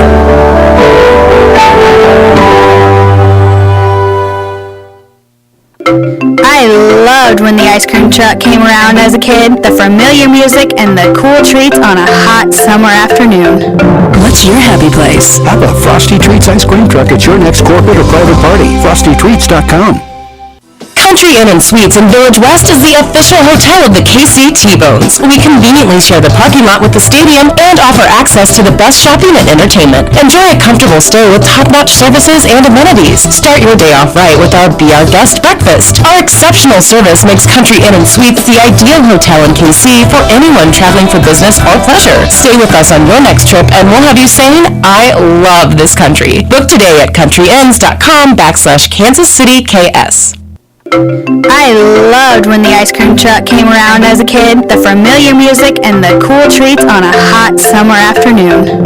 What's your happy place? Have a Frosty Treats ice cream truck at your next corporate or private party. FrostyTreats.com.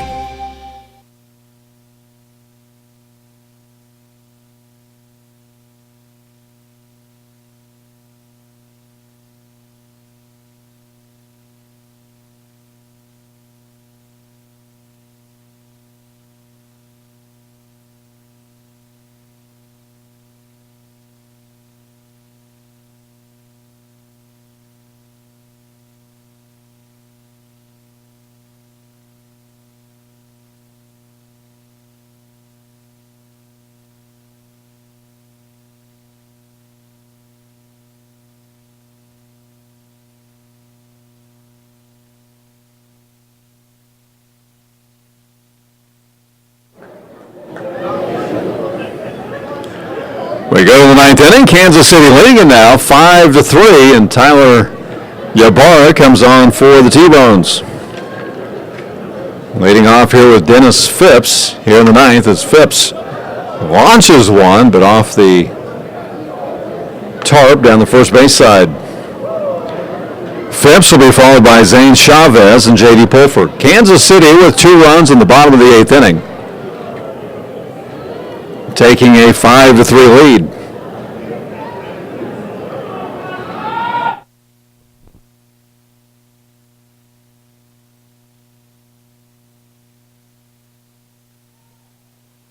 Ybarra, the left-hander, kicks and delivers. And this one goes into the seats. 3 runs, 4 hits, 1 error for the Lamers. 5 runs, 12 hits, and 1 error for Kansas City. Ybarra, a 6'2", 210-pound left-hander out of Wellington, Kansas. Comes set at the belt, working out of the stretch with nobody on base. As this one's tapped foul at the plate by Phipps.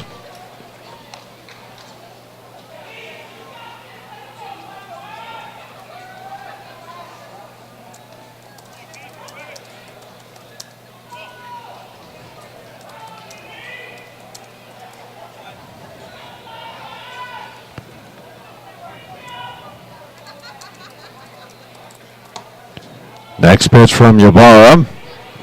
Misses outside. It's 1-2.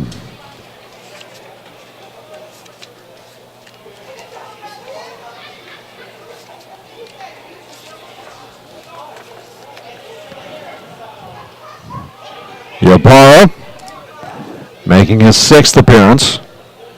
No record, 4.05 ERA. The kick in the 1-2 is high and away. He's appeared in 6 2/3 innings, giving up 5 hits, 3 runs. All 3 have been earned. He has walked 6, struck out 10. In spite of the 3 runs in 6 innings, opponents are hitting just .192 against him. They kick in the pitch.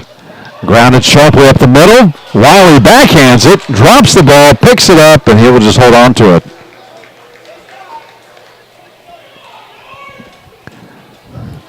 A sharp grounder by Phipps. It'll be the 5th hit of the game for Laredo.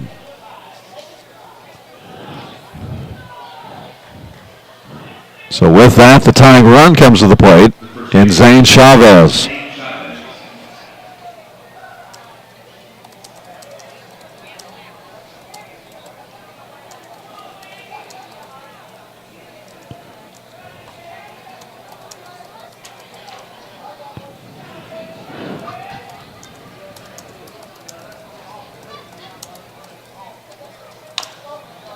This one's tapped toward third. Ybarra fielded it and throws to first base, but unable to get the out, and just like that, Laredo first and second with nobody out.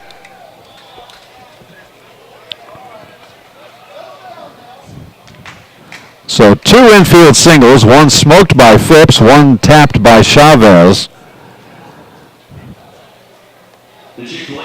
Will now bring the go-ahead run to the plate for Laredo.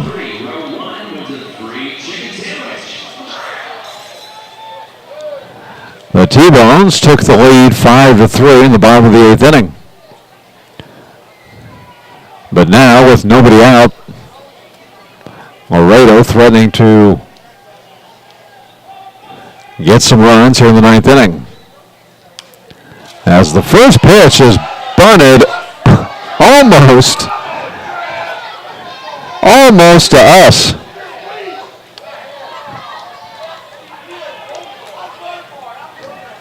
I think if we had our net, we could have reached out and possibly gotten that one. It was so far over the screen on the bunt attempt by Pulford. So the count 0-1 to Pulford now. Runners at first and second, nobody out. Ybarra kicks and delivers. Pulford gets this one down, but it's foul down the third base side.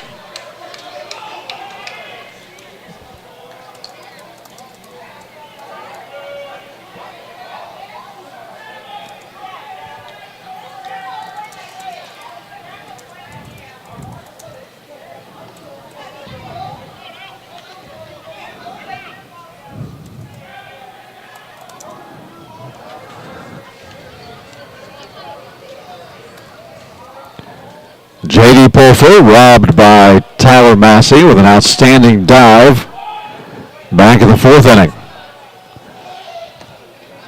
Watches this pitch miss down low.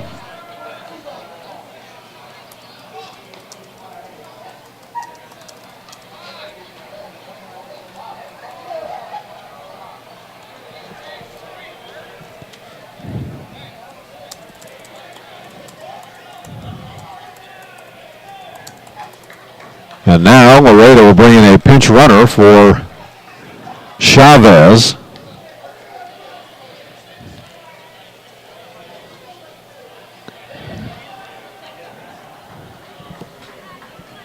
I believe it's Jimmy Norris.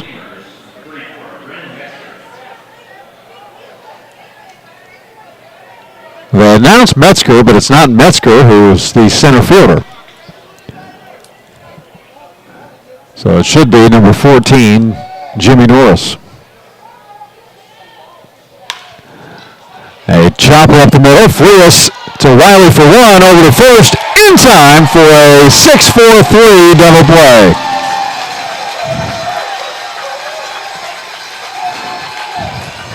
So whether it was Jimmy Norris, Brennan Metzger, or Zane Chavez, it wouldn't have mattered.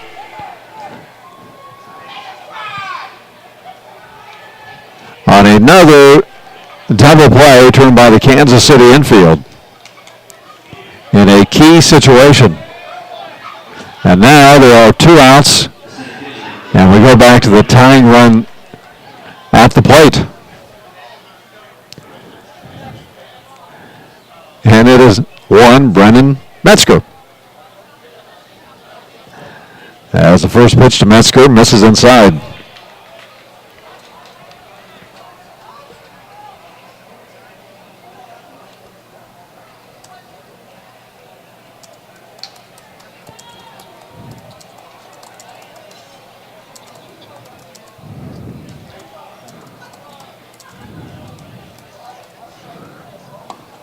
As the next pitch from Ybarra misses low and inside.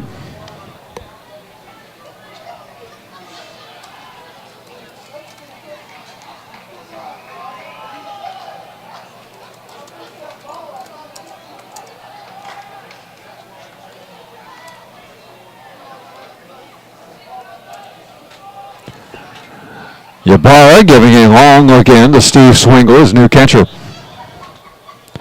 Gets the one he wants, comes set at the belt. The 2-ball pitch. Misses low and inside, so he's tried to come inside, or at least has missed inside on the first 3 pitches to Metzger.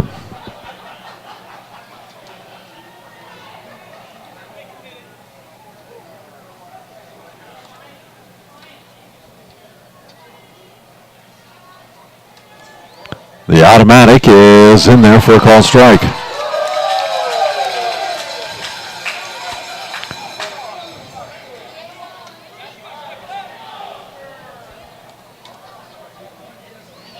So that would draw somewhat of a sarcastic cheer from the crowd. Here's a 3-1. Misses outside.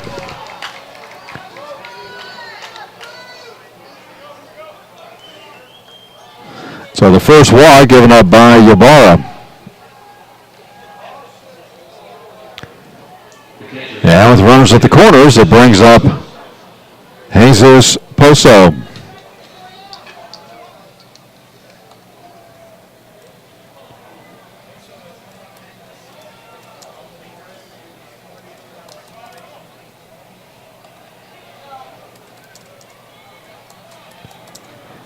A kick in the first pitch to Poso is fouled back and out of play.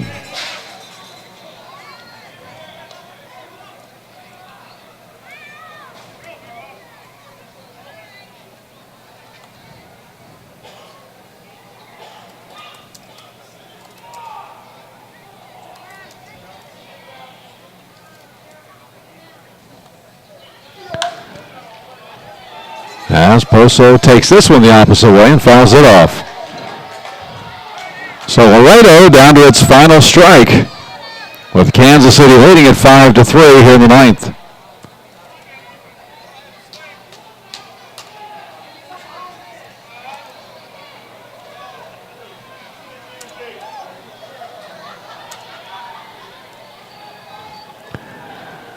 Ybarra comes set. The kick and the two-strike pitch. Check swing. He went around, and Kansas City wins it. And the T-Bones have won their 4th consecutive game, and they snap Laredo's streak at 4. So Kansas City improves to 34 and 42 on the season, as Laredo drops to 43 and 34. We'll take a 2-minute timeout and wrap things up after this on the T-Bones Broadcast Network. It's always good to know that great doctors are close by. In fact, the great doctors of Providence Medical Center are right down the street from the ballpark at 89th and Parallel. Count on Providence when you need 24/7 emergency services, an accredited chest pain center, or specialized orthopedic and sports medicine services. Providence Medical Center is proud to be the official healthcare partner of the T-Bones. Learn more at providencekc.com. At Community America, we're redefining wealth. It's time to focus on what really fills our lives with meaning. The experiences and relationships that define who we are and what we value. At Community America, what matters to you matters to us. Because when you have financial peace of mind, you can live life to the fullest. Make today wealthy.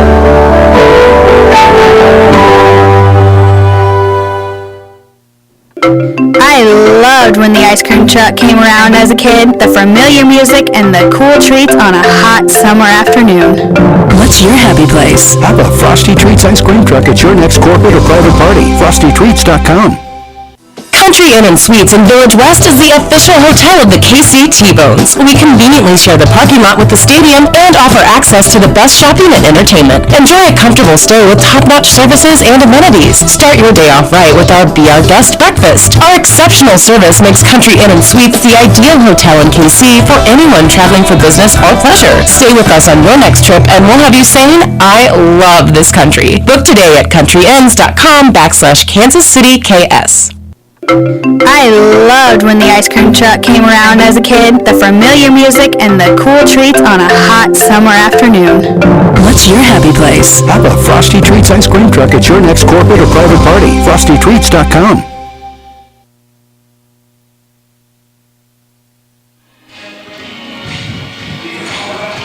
Well, the T-Bones win here tonight over Laredo. An exciting game once again for the T-Bones, winning it by a final of 5-3 as the T-Bones trailed 3-0 tonight, much like they did last night.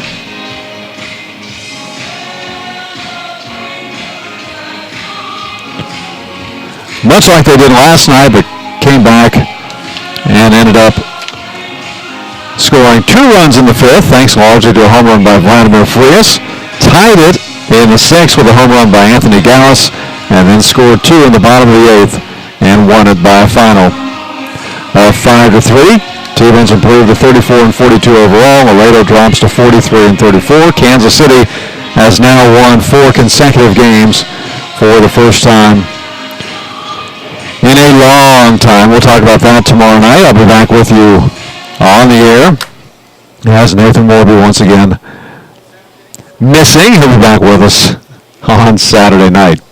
I've enjoyed spending some time with you. Kansas City wins it here tonight by a final of 5-3. You can go to tbonesbaseball.com and read all about it here in a few minutes. You can also go there and see Tyler Massey's outstanding diving catch tonight out in center field. And it's really kind of a fun play to watch because both Gillies and Massey were diving. Massey ended up coming up with the play, but you can go to our homepage at tbonesbaseball.com and watch that. So once again, Kansas City winning it 5-3. Until tomorrow night, this is Matt Folks from Community America Ballpark. Well, I guess I need to give you the totals now. Intern Shannon brought them down, so I'll give you your totals. Laredo, 3 runs, 6 hits, 1 error, 5 left on. The T-Bones, 5 runs, 12 hits, 1 error, 9 left on. Tolles is your winner. Usu, the loser. Ybarra comes in and gets the save. The game took 3 hours and 11 minutes. So there's your final. Kansas City winning it 5-3, and the T-Bones have now won 4 straight. as they take the first game of this 4-game set against Laredo. We'll be back with you tomorrow night, 7:05. Saturday night at 7:05, and then again Sunday afternoon at 1:05. The championship midget wrestling is about to begin over on the concourse, and the crowd is all there watching it. This might be the quietest I've heard this stadium this quickly after a game, because I can't really hear what's going on down there, but usually we hear fans gathering around there waiting for this championship midget wrestling. So with that, we leave you now. Back with you tomorrow night. Same time, same channel, the T-Bones Radio Network. Until then, this is Matt Forks for Nathan Moore saying be safe and take care, everyone. This game on the T-Bones Broadcast Network was brought to you by Community America Credit Union, Austin's Trailers and Motorsports, Budweiser, Coca-Cola, Price Chopper, Providence Medical Center, the Kansas Lottery, FlyKCI.com, Roma Bakery, Sheet Metal Local Number 2, and Kissick Construction. Tune in online all season to the T-Bones Broadcast Network. Click on the Watch Live or Listen Live buttons at TBonesBaseball.com. T-Bones Baseball, that's fun. Well done.